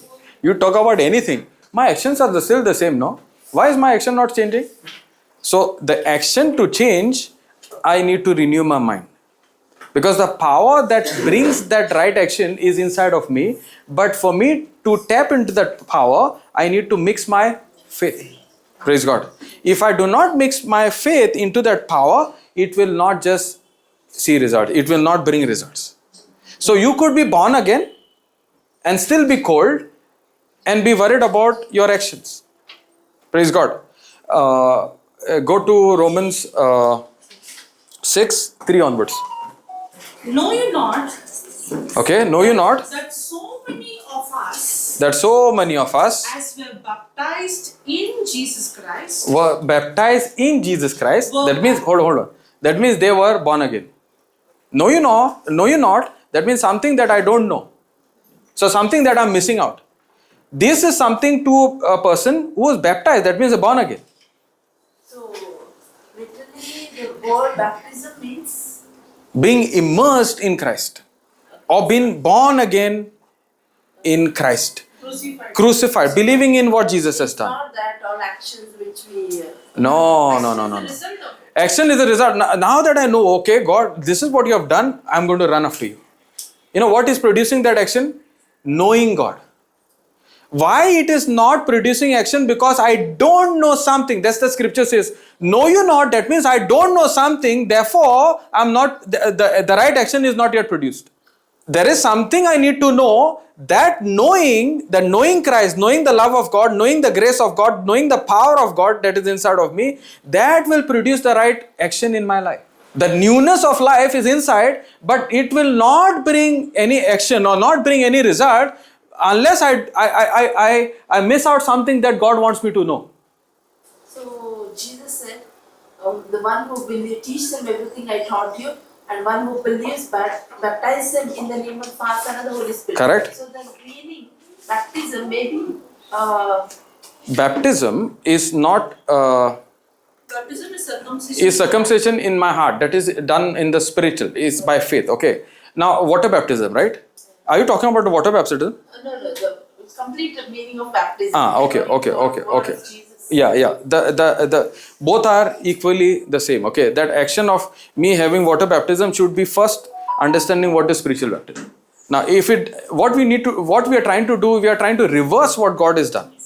We are trying to change our action and then walk in the Spirit. It will not. You need to first understand what is spiritual things. That will give me the power to change my action. That's exactly what the scripture is saying. You come. One. Yeah, you come. Did Peter go to Cornelius' house? Was Cornelius a Jew? No. Was he a Jew? No. Was he a Gentile? Yes. Was he a Catholic? No. Was he baptized? No. Now, when did Cornelius and the house, people in Cornelius' house spoke in tongues? After baptism? Before baptism. Before baptism. I'll read that for you, okay? That will solve your doubt here. Acts 10:44. 44. Now, Peter is gone to... In fact, Peter didn't want to go to a Gentile house. Because according to Peter, the gospel is for Jews. So God had to speak to him through a dream and tell him, eat all these unclean. Correct? And then at the same time, God spoke to even Cornelius. And then he sends people and call Peter. And Peter already got the news. God already spoke to him. So and so will come. You have to go and preach. He's a Gentile. Now Peter goes into Cornelius' house, who don't know nor the Jews' custom, nor they know about Christ, nor they know about circumcision, nor they know about baptism. They have no knowledge, zero knowledge, which has become a very big advantage.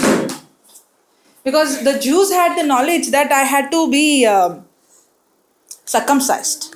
And the people who were born again had the knowledge that I have to be baptized. But here, Cornelius nor his family have no idea or knowledge of circumcision or baptism. Now see this. While Peter yet spoke these words, the Holy Ghost fell on all. Fell on? Some or all? All them which heard the word that Peter preached. And they of the circumcision which believed were astonished. You know why they are astonished? According to them, you have to do something outside. Only then you will be baptized. Or you will be circumcised. Something should be out. Some action is required. That is what the synagogue has been teaching them. And they of the circumcision which believed were astonished, as many as came with Peter, because that on the Gentiles also was poured out the gift of the Holy Ghost. For they heard them speak with tongues and magnify God. Now, did they speak in tongues? So they were baptized by the holy fire? By the fire? Yes. Fire? They were baptized by the fire? Now Peter is saying, then Peter answered, can any man forbid water that these should not be baptized, which have received the Holy Ghost as well as we? That means they already received the Holy Spirit. They already spoke in tongues. Now the outside is a result, expression or a byproduct of what has already happened in the heart. What we are saying outside happened is qualified. But according to God, what happened inside has already qualified. So the real baptism... So whether you take or not take. Now, okay. Now the scripture also says, faith without works is dead. When I say I have faith, there should be an action. If there is no action, you are a liar. James 2:14. If a brother or sister be naked and destitute or destitute of daily food, and one of you say unto them, depart in peace, be you warmed and filled, notwithstanding you give them not those things which are needful to the body, what do it profit? If I am going to say Jesus is there, He supplies all you need, but I am not ready to give even 1 paisa from my purse. Will it work like that? Will money fall from heaven? Or God uses people? Yes or no? Yes. Correct? It's like saying there is a need for cooking, and they say angels are there. Angels?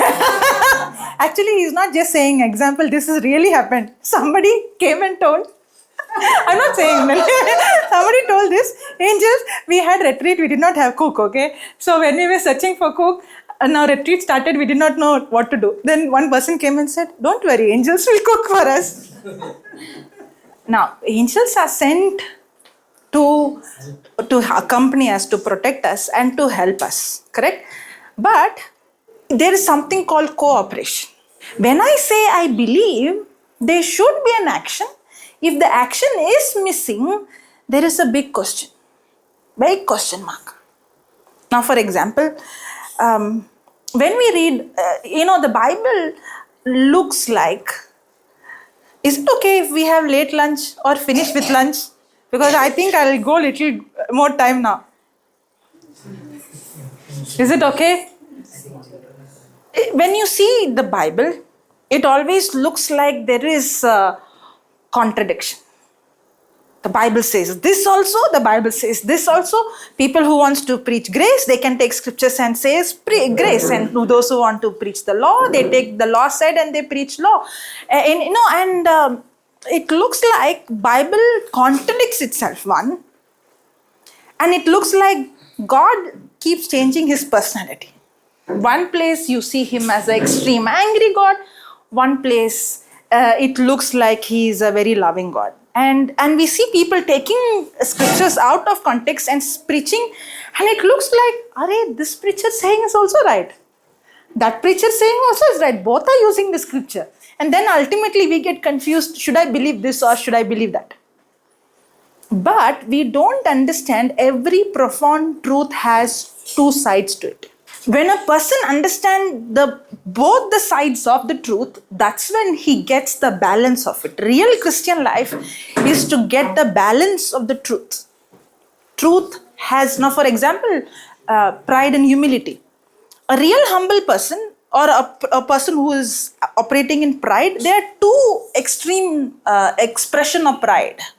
Pride can be expressed through arrogance. Pride also can be expressed through shyness. But both are pride.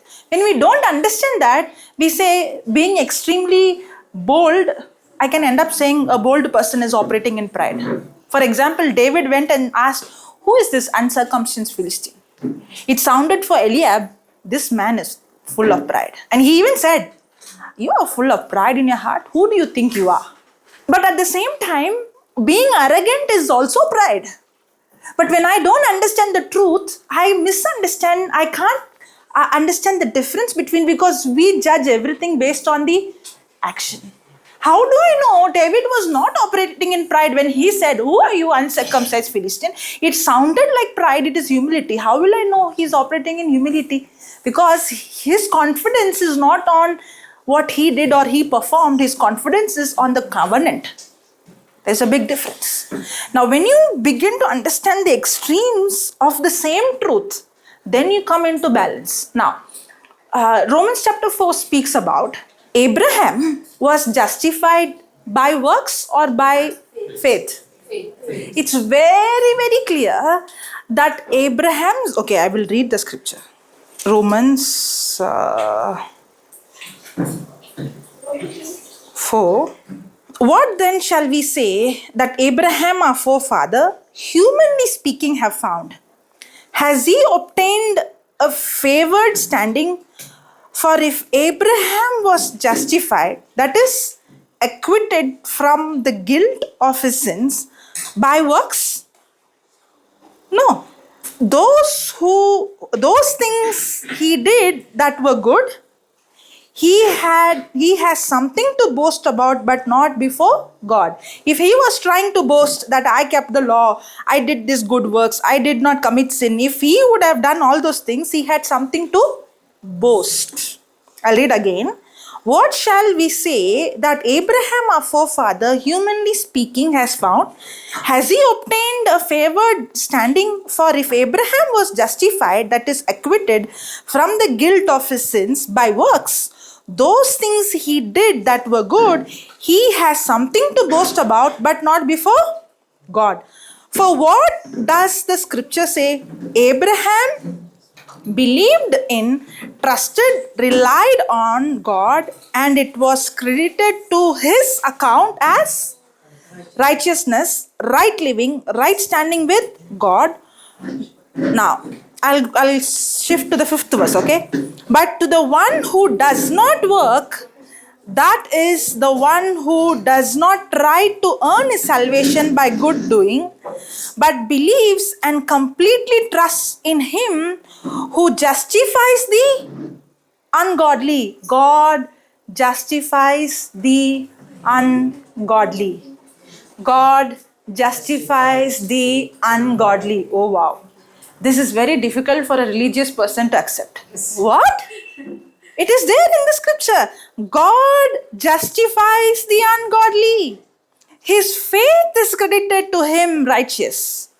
So, Abraham was ungodly person. It is not his good deeds. He was justified as righteous. Actually, God justified the ungodly and called him righteous. Very clear? The scripture is very clear. God justifies the ungodly. Now, where comes the confusion is when somebody goes and reads James 2. What does it profit, my brethren, though a man say he has faith and have not works? Can faith save him? What? If a brother or sister be naked and destitute of daily food, and one of you say unto him, depart in peace, be you warmed and filled, notwithstanding you give them not those things which are needful to the body, what does it profit? Even so, now listen to this, even so faith, if it has not works, is dead, being alone. Yea, a man may say, you have faith and I have works. Show me thy faith without thy works, I will show you my faith with my works. You believe there is one God, you do well. The devil also believe and tremble. But will you know, O vain man, that faith without works is dead? Was not Abraham, our father, justified by works? Now, one scripture says Abraham was not justified by works. Another scripture says Abraham is justified by works. That's why I said it always sounds the Bible is so contradicting. You know, that's what Paul says, study the word to rightly divide and skillfully teach the word. If you really teach the word, you should take both the sides. It's not contradicting, it's two sides of a coin. Here, James is asking a question. The answer is actually in the 14th verse. Let me read the 14th verse. In AMP, you will understand it better. What is the benefit, my fellow believers, if someone claims to have faith but has no good works as evidence? The good works or the action is an evidence or the byproduct or the result of faith. What is the benefit, my fellow believers, if someone claims to have faith but has no good works as evidence? Can that kind of faith save him? No. A mere claim of faith is not sufficient. Genuine faith produces good works. If that faith is genuine, that genuine faith 100% has to produce good works. So James is actually asking a question. Maybe I think James must be facing this situation. People in his church or congregation coming and saying, I'm a believer because I believe there is God. I even believe there is one real God. That's why he comes and says that statement further we saw. You think you believe in God, even the devil does that. And you do well. What is the difference between you and the devil? He has no action. No. The devil, even though the devil believes there is God, there is no commitment. The devil never made Jesus as his Lord God and Savior. There is a big difference. That's why James is saying, if you are really born again, there should be an action for it. Now, when a person is, I would say, you know what is baptism?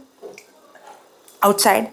When you are really baptized, you come out and you open your mouth and confess before heaven, earth and man that I am now no longer the old person. Now I'm buried with Christ. And that's why baptism is being buried with Christ. And when Christ raised, I raised with him. I declare it. That declaration before heaven and earth and hell is the faith action. If you are really born again, you will not say, it's okay, I believe in heart, it is secret. If there is no action, then I question your genuine faith.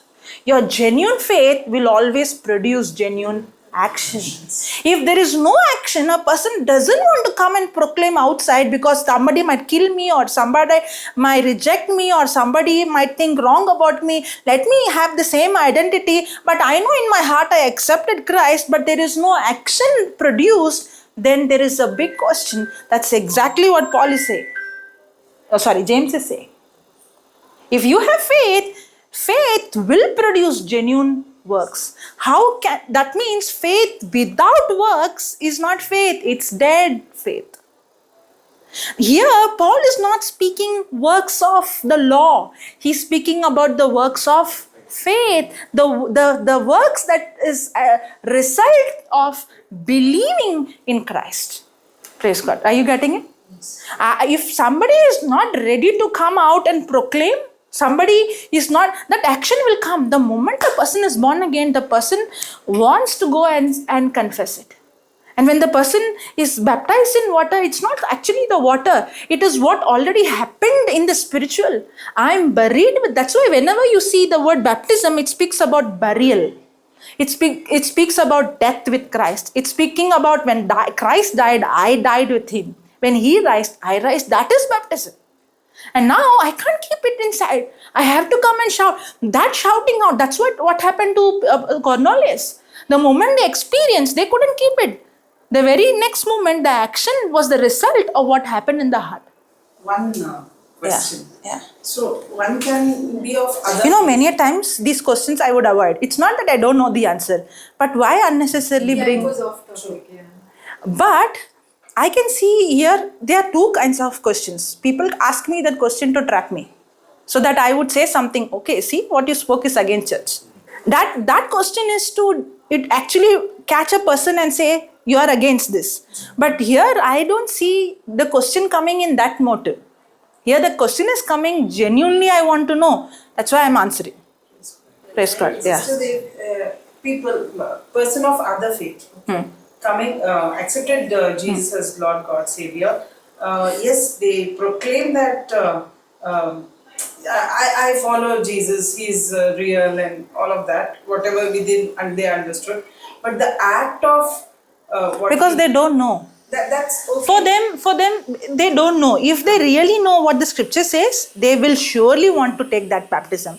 See, that action is not going to qualify them. Yeah. That's what Paul is saying. It's not the outside that qualifies you. Baptism is a change that takes place in the heart. Yes. But the moment you show the scripture that this is what happened every time. In fact, in the church, I don't see first baptism, then they receiving Christ. It's actually reverse. First they accepting Christ, then they are taken water baptism. First the things takes place in the heart, and then the action. The action came because the knowledge came. That's why he said, no, you're not. Yes. The moment they know what it is, it's an outside sign. But the sign is not what qualifies you. The believing is what qualifies you. Praise God. Thank you, Jesus. Even to teach the truth, you need guts. Yeah. If you're not humble, you will not preach. You know why? Why should I preach and get unnecessarily into mess? Yes. Why should I should preach and then why just let me avoid this area so I will be safe. But humility is I don't care. If you're going to, that's what Mother Mary said, right? If for her to say yes to God's word is not a small thing. And that too, those days, a person who committed adultery should be stoned to death. She's like, if she only wanted to know, is this God's will? She must, I think she's not a timid woman. She must be bold. I don't care. Why should I answer you? I know the truth. Even she didn't bother about Joseph. Yeah. She did not even try to convince him. She said, God, if you're the one want me to get married to him, then you convince. But you have to have the wisdom of God when to answer and when not to answer. Yeah. Right? When you don't know, say I don't know. Because there are many things you know in your heart. If for me, 10 years back, I know these things in my heart. But if when somebody questions me, I doctrinally or scripture-wise, I don't have an answer. But it took time for me. So at that time I would say, but the day I see the scripture and I know for sure this is what the scripture says, I can boldly answer. That's why I always tell him also, don't you ever give an answer when you don't know where the scripture is. Even if you know sure of it, say I don't know. That's the reason I said I don't know. Praise God. Yeah. Okay. Yeah, Yes, brother. Children only want. Yeah. Is it okay? Yes. Then the flow cuts, then again we have to start. Yeah. Praise God. Okay, we'll continue in Romans 6, right? Romans 6:3. 6:3. Yes. Yeah. That's exactly what we discussed just now, but I'll read it, okay? Know you not that so many of us as were baptized into Jesus Christ were baptized into his death? Therefore, we are buried with him by baptism into death, that like as Christ was raised up from the dead by the glory of the Father, even so we also should walk. Now see this. Even so we also should walk in newness of life. That's exactly what we were discussing. If at all we see we are born again, and this what we believe is by faith, if there is no action that is produced of that kind of faith, then there is a problem. You know, that newness of life. We were all living an old life, right? But that newness of life is knowing what Christ has done. And that knowing is just not one time. Oh, the day I born again. No. But I continue to keep this knowing with the help of the Holy Spirit that helps me to produce the right action of faith. Now, that scripture which we took in Romans 4, Abraham was justified by faith. And then it talks about in James, if you say there is faith, show me action. Correct. Now, if you look at Abraham, because we took Abraham, did he justify by faith without an action? With action, right? That means that he walked by faith. No. Confusion. Was he justified with action? No. I'm coming there. Wait. Because it sounded confused. With action or without action? No. Okay, let me say this again. Okay.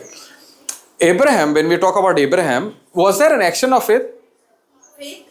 Was there an action of faith? Yes. Did he? Okay, let me put it this way. Did he take Isaac, his son, to be sacrificed? Yes. That means, is that an action of faith? Yes. He was not justified because he is action.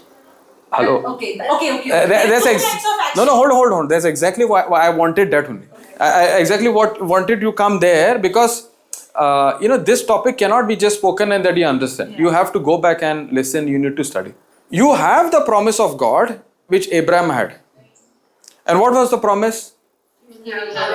Through Isaac, you will be father of many nations. That's the promise. Now, is that promise of God grace of God? Yes. Promise of God is the grace of God, correct? Now, what is grace? Grace is God's power, God's ability. Now, what is that power and that ability doing to Abraham? It is giving him power to move in the action of faith.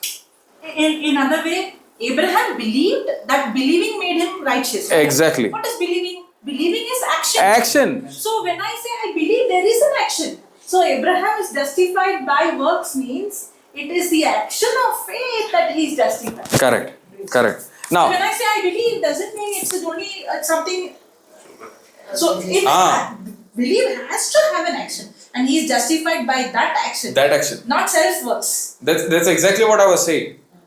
That action was required, because if James is saying, okay, if you are talking about genuine faith, where is your action? Yes or no? If there is no action, and that action has to be produced from faith, has to be produced from grace through faith. And faith is not complete without works. Exactly. So how do I say, okay, I know I have the power to bring healing. Okay, to lay hands on the sick and the sick will recover. And I say, no, I'm not going to lay my hand. That means there's a doubt. You are saying that you believe that when I lay hand on a person, the person will be healed, and you are hesitant to go. That action, you might even say, okay, because she is saying, I'm saying, you might, okay, I will lay my hand. But you are just doing it as a formula. You're just doing it because I am telling you. It is not coming from the power of God. It is not coming from the grace of God. It's not coming from the promise of God. The right action will be only and only produced by the power of God that is inside of you. That newness of life will only be produced when you depend on the power of God. Do I heal the person? No, the power of God that is inside of me, when I tap into that power of God, that means when I believe in the power of God, when I mix my faith in the power of God, that power of God in my believing, when I move in that right action, that power of God is released through me to that person's physical body, and the person is healed. That's how it works. But the action to be produced will not be as a formula. That action has to come from my heart. You know what God is pleased with? God is pleased with a heart that moves by faith, and that always results into an action of faith. So if I'm saying I have faith and there is no action, there's a problem. Praise God. That's what James is saying. If you're saying you have faith, no, then I will show you with my action of faith. Because faith has works, but the faith that works will not be because as a formula. It will not be like somebody else is saying. It will not be because I heard somewhere. No, it is produced from the promise of God that has taken conception inside of you. A pregnant woman, when she is conceived, there are some actions, right? She is throwing up, she is feeling giddy. All that is because there's something inside of that person. If there's something inside of that person is not there, then the person is normal. There is nothing in the outside, right? But if you are saying there is faith inside, there is grace inside, there is power of God inside, and it's not giving you symptoms of that, you're faking it. It's like saying you're pregnant, you're actually not pregnant. Some other problem. Praise God. Praise God. Okay, let's say a pregnant woman is saying, I'm not going to tell anybody, but 6 months down the line, the belly will come out. You can't hide it. In the same way, if you're born again, you can't. It has to produce an action of faith. That's exactly what James is saying, and that's exactly Paul also was saying. Abraham. In Romans 6:1. Yeah. You're saying you can continue in sin. Correct. Praise God. That means the action of the wrong action is not going to decide whether you are born again or not born again. But that is the action of faith that has been produced from the promise of God. That promise of God will change the wrong action to the right action. That's exactly what he's saying. That newness of life is not coming because you are not renewing your mind. That newness of life is not coming because you are actually not believing. The newness of life is not coming because you are thinking, I got to do something. That newness of life is not coming from within you because you are still trying to do something outside to bring a change in the inside. Whereas the change in the inside, when you believe in the power of God that is inside and you keep renewing your mind, that power of God is released from the inside, bringing the right changes in the outside. You can't fake a pregnancy, right? In the same way, if you are not born, if you're saying you're born again, you can't fake it in the outside. It will surely show up. Praise God. Hallelujah. Thank you, Jesus. That's why Paul is emphasizing who has beseeched you, who has put a spell on you. That means you begin you started believing the right stuff. You started in the spirit, but now you are beginning to walk in the flesh. What's wrong with you?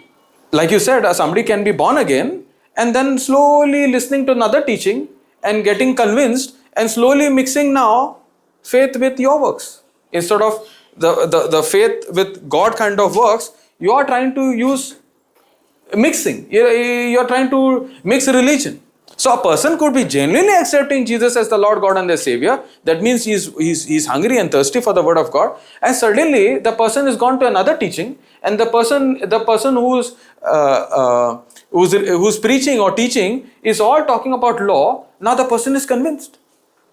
Oh, that means I got to do something. Thank you, Jesus. That's what in Galatians 3:1. Who has besieged you? You foolish Galatians. Read there.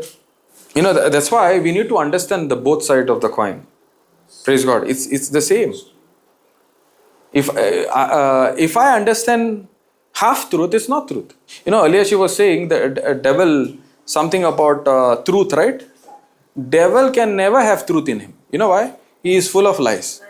He does not have the tendency of understanding truth, because his nature is such. He's filled with pride, and that's the reason of his downfall. He wanted to have what God is having, and it will continue. The truth is the word of God. Christ Jesus is You see in John 1:17, for the law was given by Moses, but grace and truth came by Jesus Christ.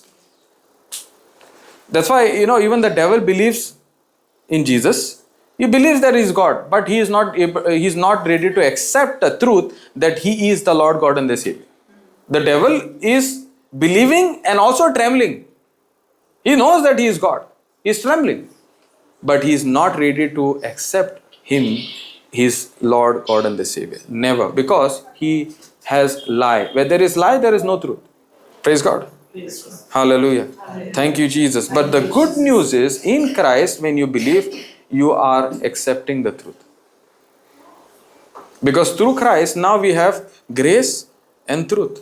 And with the help of the Holy Spirit, He guides us into all truth. He reminds us of all truth.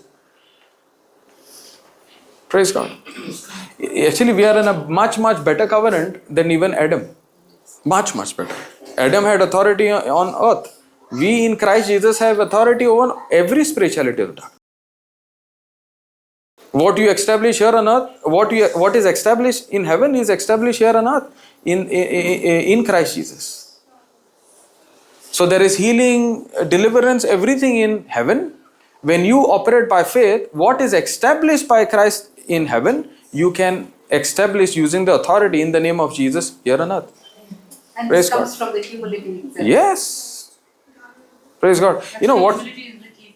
Yeah. And humility in simple terms is accepting what Jesus is saying. That's it. Only believing or agreeing or accepting what Jesus is saying is humility.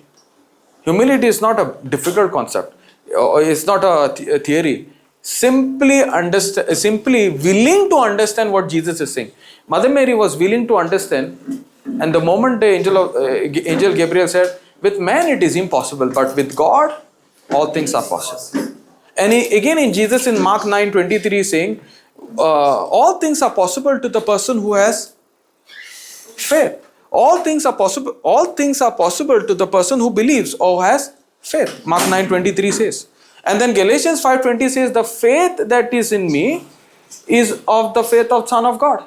So that means the faith of God is given to me. The promise of God is given to me. Now everything of God is helping me to walk that impossible life.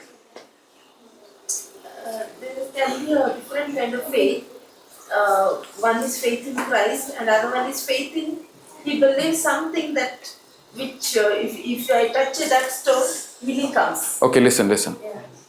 Faith comes by hearing, and hearing by the word of God.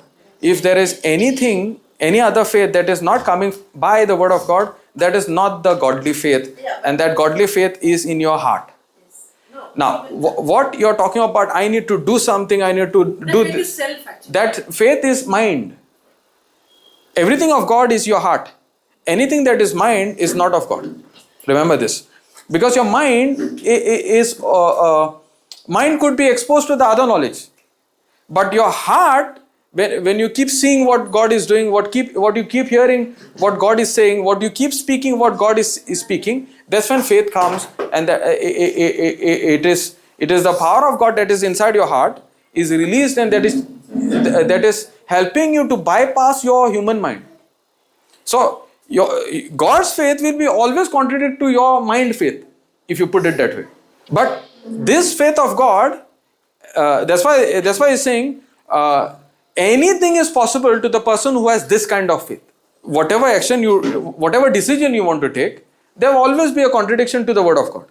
That means I need to make the choice. Where is my attention? Where is my focus? Is my focus on what God is saying, even though my human mind is saying otherwise, I'm going in the right direction.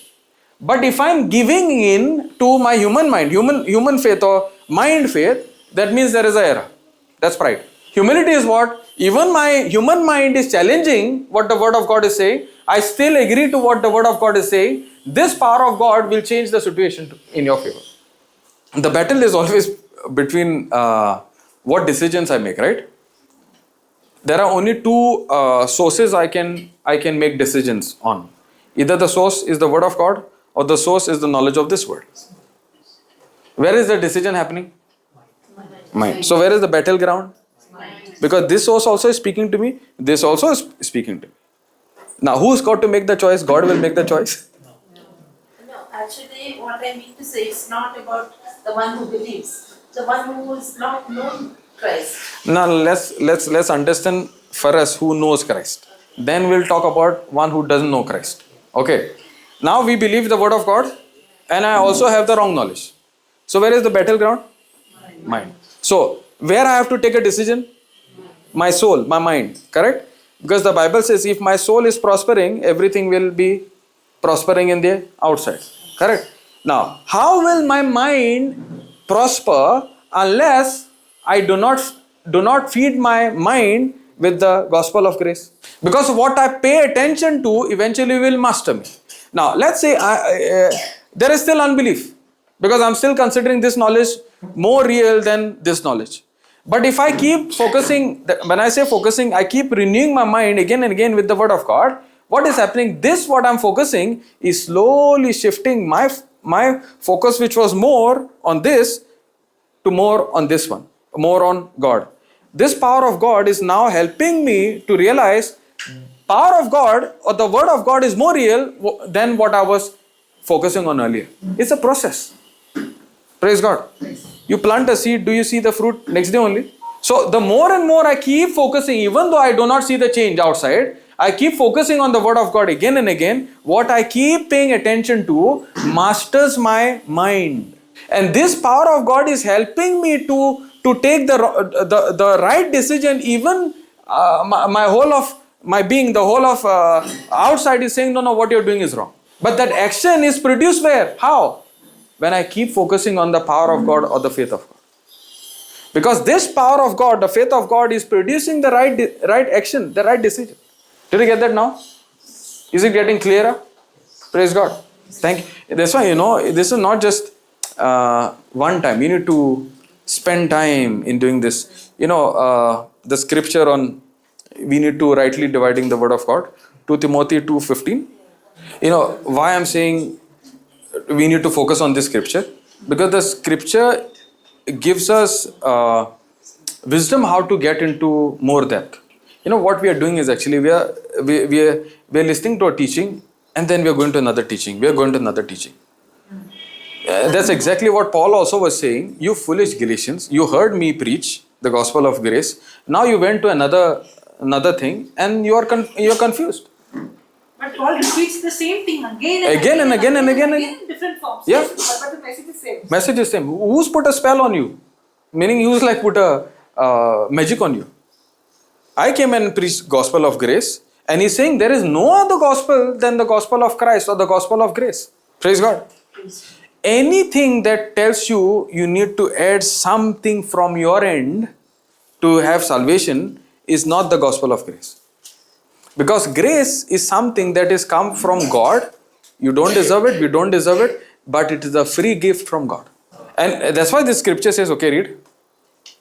Study and do your best. Study and do your best. To present yourself. To present yourself. To God approved. To God approved. A workman. A workman. Tested by trial. Tested by trial. Who has no reason. Who has no reason. To be ashamed. To be ashamed. A accurately handling and skillfully teaching the word of truth. the word of truth. That Now, means there is an inaccurate way of understanding the word of God. Now, see this. Rightly dividing, not being ashamed, going even through the tribulation, not getting, shifting my focus to another teaching, to get out of a situation. The main thing is the first two words, study. Study in such a way that you keep studying the same thing again and again and again and again and again until it starts producing the right action of faith out of you.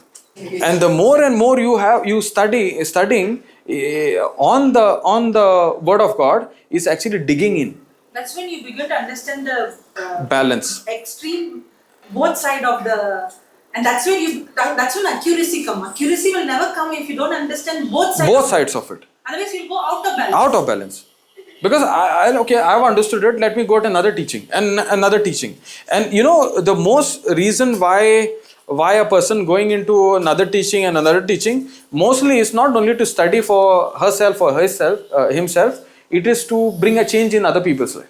Sorry, can you please repeat? No, it's a joke. No, it's serious thing. It's a serious joke. Praise God. But did you understand? No, repeat. Public change. Your sarcasm doesn't. Should I do it or not? Okay, no.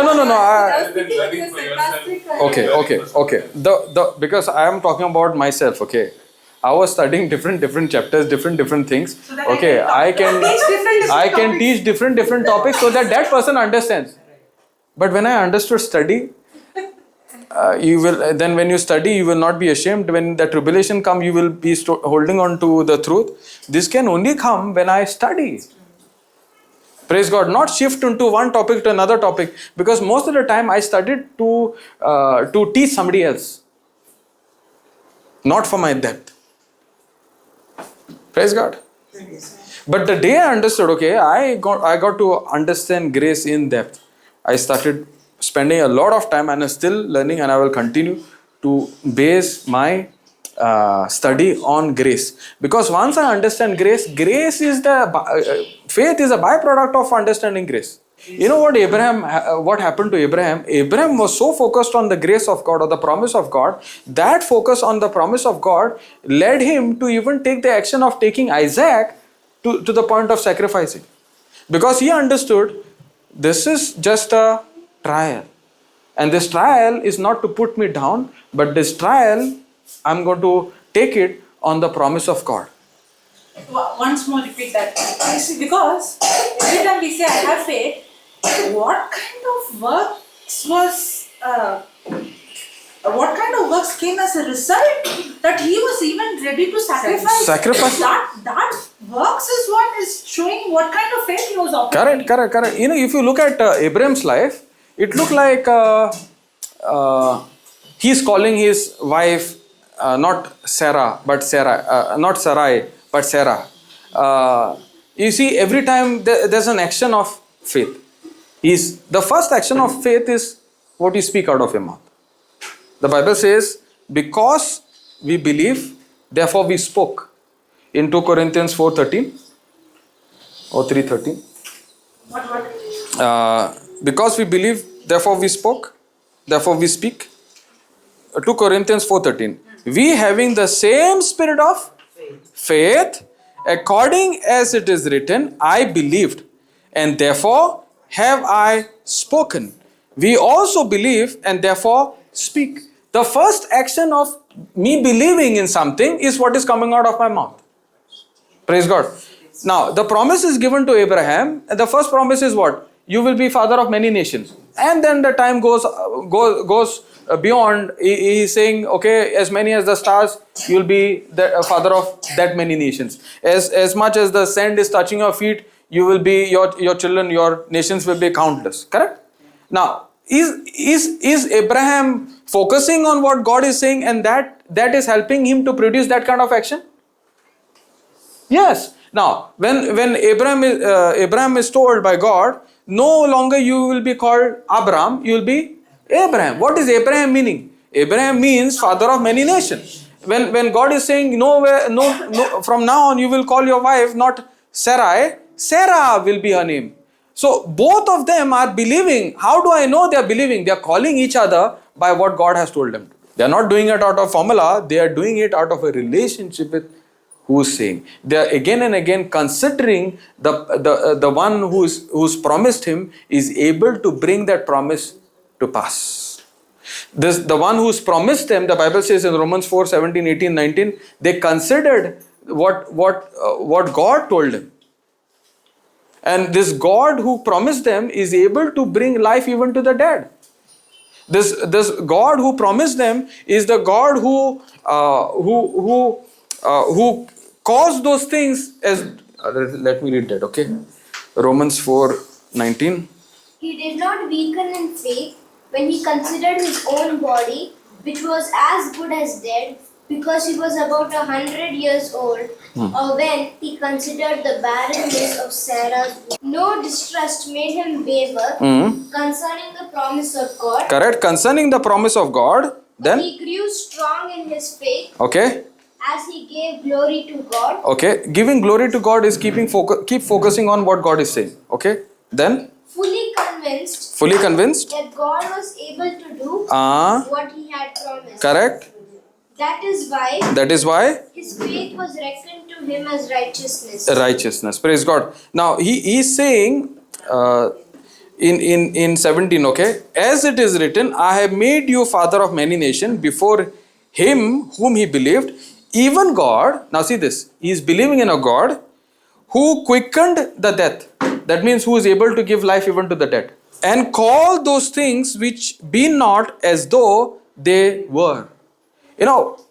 Abraham and Sarah, Abraham understood this God that I'm believing in is somebody who is calling those things as though they are, but actually in the physical they are not. When God told Abraham, you need to change your name from, you will no longer call yourself Abraham, but Abraham. In that time, was he actually father of many nations? Because the meaning of father of many nations is Abraham. So in the world eyes, this is foolishness, this is a lie, right? So is he, the worldly knowledge is talking to him and giving him knowledge what? You're a fool, you're calling yourself Abraham and you're calling yourself Sarah as Sarah. Will it not contradict?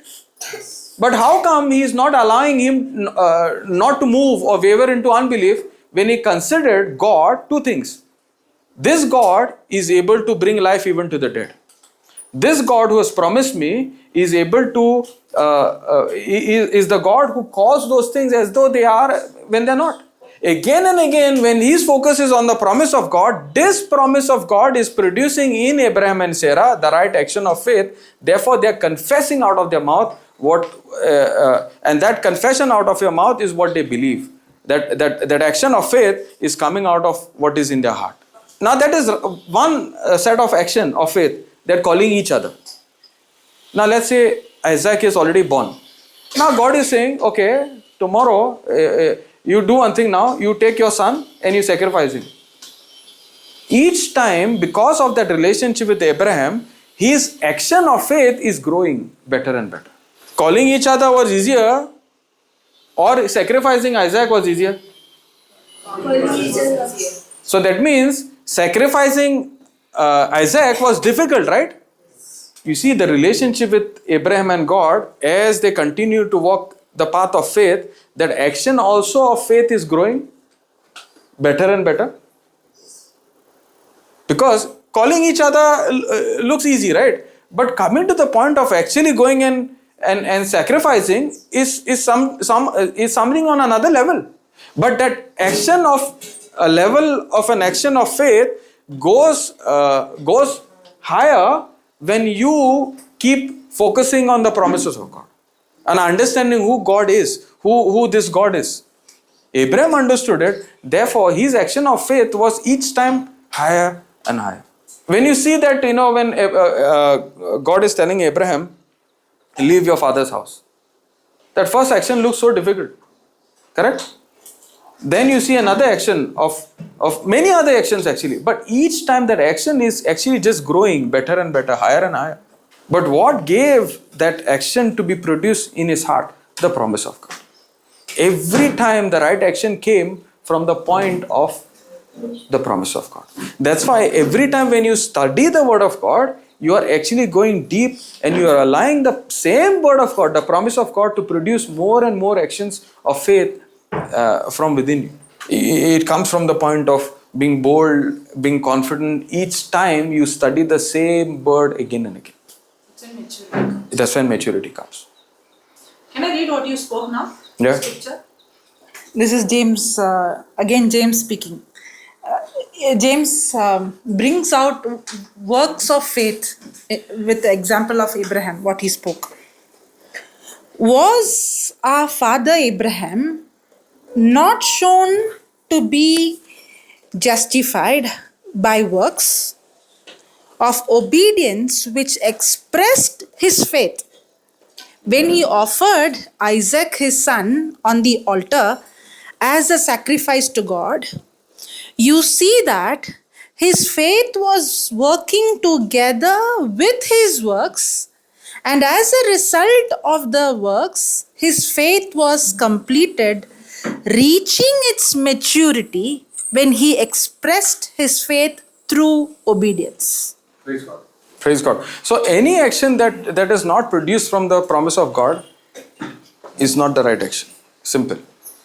Any action that is not based on the grace of God or the promise of God is not from God. God does not want me to move in that direction. The moment you have a backup, and that backup should be your, not backup, the source should be the word of God. Anything that producing that action based on what the written word of God says. Now, when you, let's say, you're hearing the promise of God, but you're not digging in. That's why study. That's why more depth is very, very important. Because you could be listening to a teaching and I say, okay, this is what the preacher said, I am going to take it as it is. No. That's the problem. That's the problem.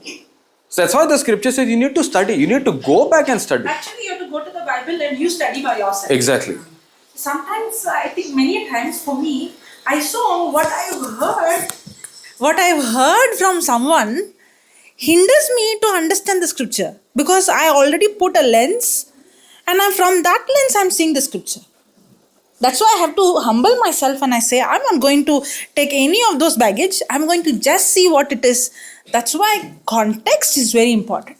Many times we take scripture out of context. Now, this very scripture, I could say, faith without works is dead. Abraham was justified by works. Your word, I can take it out of scripture, but I have to see it in the context.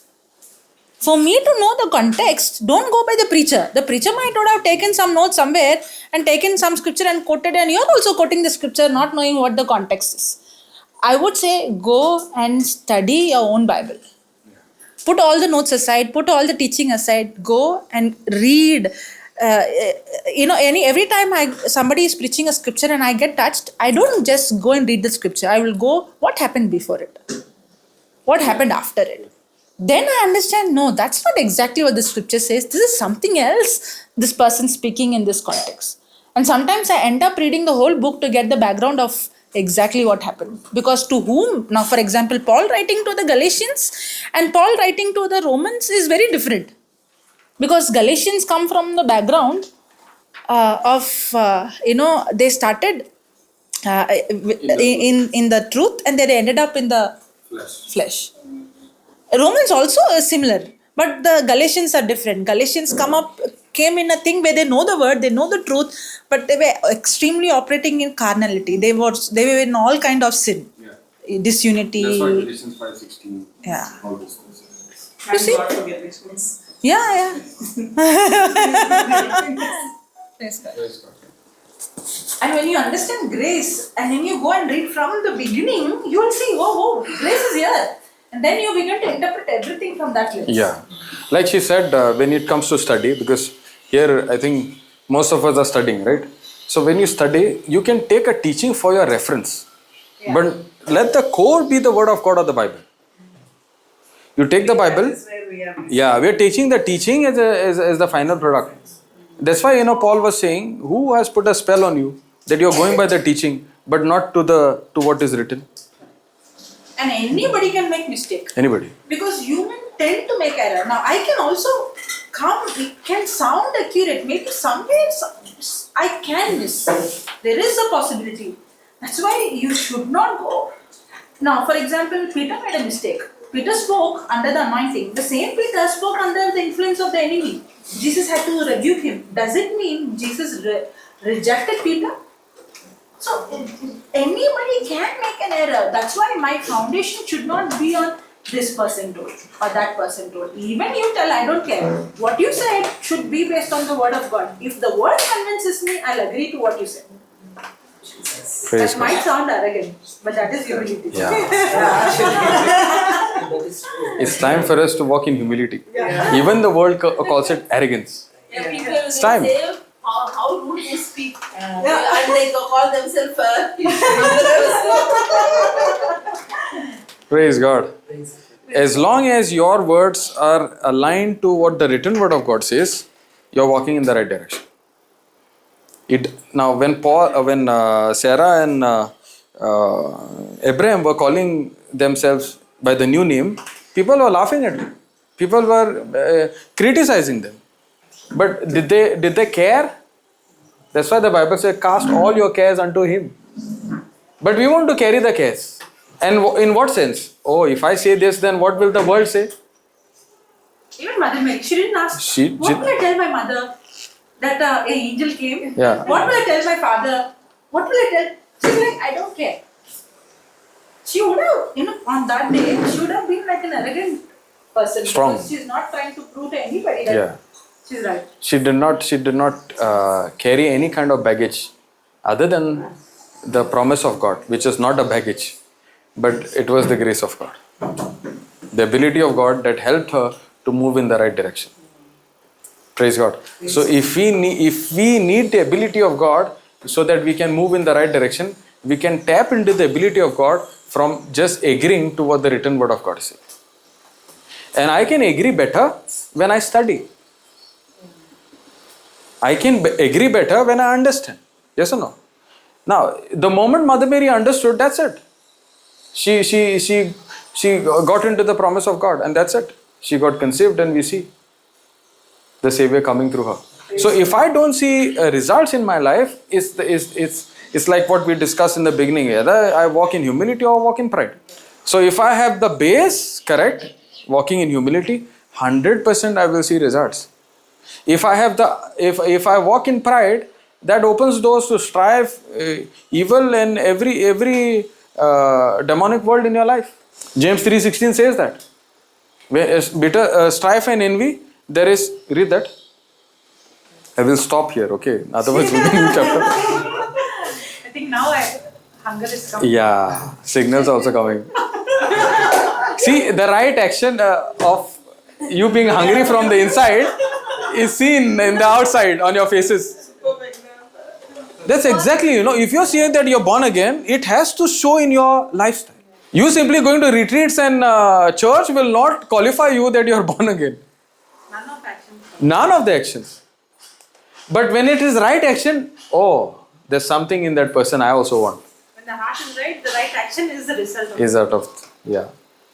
So where you have envy and selfish ambition, there you find disorder and every evil practice. Praise God. So where there is strife, there is envy, there is jealousy. What is there? There is every evil. You're actually opening door to every evil work in your life. And what is the foundation the foundation where all begins? Pride. So if you see evil work in your life, see where the foundation is. The foundation will always be I in the center rather than God's word. Praise God. Praise God. And whenever their I is there, the works of law is there. Yeah. Example, the elder son. The elder son told Father, I kept all the commandments right from the beginning. Now, the focus is I did all these things. So when I deserve to receive everything from you. But what about him? So pride, if you see anybody who's trying to justify by the law, the root is pride. Just like how humility is the key for grace, grace is the key for consistency, consistency is the free for. In the same way, if you go and see, pride is the key for a person walk in strife. Envy, jealousy. And the reason the person is, walking in pride and jealousy and all these things, because the person is actually trying to justify by his own works. He is actually saying, I keep all the Pharisees. Now, that very parable of the younger son and the elder son, to whom Jesus gave the parable to? No. Parables. That parable, that Luke chapter 15, that parable, Jesus it's a story, right? It's a parable given by Jesus. There was a father and there's a elder son and there is a younger son. To whom Jesus was giving? To the Pharisees. Who are the Pharisees? They were keeping the law and trying to qualify by keeping the law. Actually, Jesus is saying, if you try to qualify by keeping the law, then it is indicating you're in pride. And it is because of your pride, you are not walking in humility. That's why you are not seeing the grace. That's why you are not seeing consistency. That's why you are not seeing breakthrough, because you are operating in pride. So anybody, that's why even in Romans 4, if Abraham was justified by works, he would have boasted about it. There would be pride there. So anybody who's trying to live under the law and trying to qualify under the law, even today when I see somebody preaching the law and telling, I'm qualified because I kept the law, I see what, pride. And that pride is what has cut that person off from the grace of God. Yes. That's why Galatians 5:4 says. Yeah. You are separated from the grace Yeah, of God. Christ has become no effect on you, for you have justified by the law, because now you are fallen from grace. So the moment a person is trying to do all these things, doing is not the problem, but doing to qualify. The focus is, I have acceptance in God's eye, I have right standing with God because I did all these things. That means you are operating in pride. Humility is not the key, pride is the key. That's why there is no grace. I was asking, forget about others. Now I'm on the other side and people are asking. Let's say a person is asking, I did this confession, I studied only one teaching only and all these things, but yet I don't see results. The question and the answer is coming from the person talking to you. The moment you're saying, I do, is law. Because you are considering what you are doing will qualify me for that healing or for my breakthrough. But whereas your breakthrough will come from the point of humility. From you using the grace of God to be consistent in walking in humility. And by the grace of God. And these three combined will give you the breakthrough. If you and this also I believe, if at all you are doing something, I would say you continue doing that. There's a time coming. When I was fighting in 2014 that sickness, I heard a teaching Papa was preaching, and he was preaching on faith. And he said, if you see a mountain, you may see that mountain tall and big, impossible to break through. But if you continue to operate and study and day and night keep your mind renewed to the Word of God, actually from the inside the mountain is hollow. The Word of God is destroying that, the power of God inside is destroying that mountain from the inside. And suddenly there's a time coming, you see the mountain which was just a shell is collapsed to the ground level. Praise God. Thank you, Jesus. It's all about how you take it. If you take it from the point of grace, 100% you are walking in victory. Praise God. That means there could be wavering in the beginning, but your wavering should not be the ultimate end result. But if you continue, that is consistency. That confidence starts building up. That's what we call as maturity. You allow the Word of God to transform you from inside out. Okay, let's do a small Thanksgiving prayer and then close there. Let's all stand. Praise God. Let's close our eyes. Let's close our eyes and reflect on everything that we heard today. May not be everything, but something that has spoken to you. Let the Spirit of God speak to each one of us. It could be any area of our life where we were trying to do something with our own ability. And the Spirit of God has spoken to you. And the Spirit of God is saying, it doesn't matter. I am with you. I love you. And I'm there in that midst. The trial could be big. The situation could be big. But if you take the promise of God, and when you keep studying on that promise of God, the power of God will begin to manifest in the outside. Speak to Him. Thank Him. You can whisper or you can talk to Him. The Spirit of God knows everything. The areas that you need correction, the areas that you need repentance. And the repentance is not from wrath of God. The repentance is from the love of God. And when you keep focusing on that voice that you heard today, you're receiving that power from the inside, not from the outside, from within you. Because the resurrection power is not outside, the resurrection power is inside of me.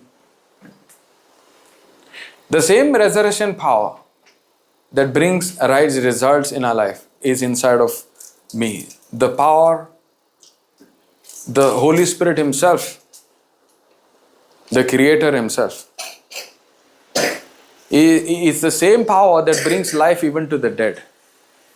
Life to your physical organ, life to a dead relationship, a life to the dead business that is not moving, life to your finances, life to any area of your life.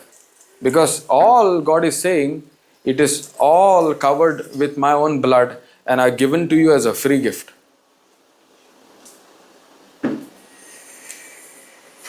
The grace of God is like an insurance cover that never runs out. Grace of God has covered it all for you. The grace of God is something that is sealed by the blood of Jesus. And that's the power of God. That's the ability of God that as you're focusing on, that power of God is bringing the right results right now in your life. Just believe it, receive it. Thank you, Jesus. Praise you, Jesus. Hallelujah. Let's give Him a free praise. Just praise Him. Just thank Him. Shikara karandara kedere mana kadara kadara kedere shikadara ba dere kedera kana kana kana kana kana kana shukara karandara kedere ba la karandere kedere kedere shikara karandara kadara ba le kedere kedera kadara shukara kara karandara kedere kedera ba la karandara shukara bande dere kedera ba la karandara kodoro itara ba shikere kera dara ba la karandara kedere kedere itara ba shokontoro kedere ba la karandara kara. Thank you, Jesus. Praise you, Jesus. Hallelujah, hallelujah, hallelujah, hallelujah, hallelujah. Let this praise come from your heart. Not because I am saying. Let it come from your heart. Let it be a genuine faith, action of faith in giving praise to Him. Give Him praise to what God has done and what God is doing. But the very life that you have is a free gift from God.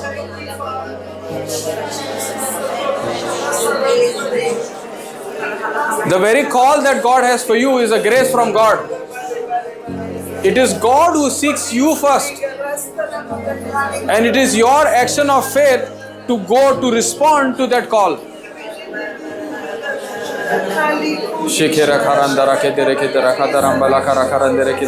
Come on, close your eyes, close your eyes, close your eyes and just say, thank you, Jesus. Thank you, Jesus. No matter what your situation is, God knows it all. God knows you all. Very good. Very good. Just give thanks to Him. Just give thanks to Him. The Bible says, praise coming out of your mouth is a strength from God that paralyzes the enemy. Shikedere badara kandare kedere bala karandara kedere kedere kedere. Shokodere kedera bala kara karandara kadara kedere kedere kedere. Shikedera bala kara karandara kedere kedere kedere kedere. Shira baba bala karandara kedere kedere kedere kedere kedere. Shira baba bala karandara kedere kedere kedere kedere kedere kedere kedere. Shikadara baba bala karandara kedere kedere kedere kedere kedere. Thank you, Jesus. Praise you, Jesus. Hallelujah. Hallelujah. Hallelujah. Hallelujah. Hallelujah. Thank you, Jesus. Praise you, Jesus. Thank you, Jesus. Praise you, Jesus. Thank you, Jesus. Praise you, Jesus. Hallelujah. Hallelujah. Praise the Lord. Praise the Lord. Thank you, Jesus. Praise the Lord. Thank you, Jesus. Even the prayer, sometimes we take it as a formula. Even the thanksgiving is like a formula. But take it this way. When you thank somebody, when you understand, I have received something from that person, right? If I give you something, you will genuinely thank. So the thanksgiving should not come as a formula. Thanksgiving should come genuinely. I believe that God has given me this new free life. Amen. Praise God. The right thanksgiving will not come because you are just standing here. Your right believing or the thanksgiving, that action of giving thanks will only be produced when you understand the grace of God or the promise of God. The attitude of gratitude is the game changer. Praise God. Thank you, Jesus. Thank you, Holy Spirit. Let's give a round of applause to Jesus. Praise God.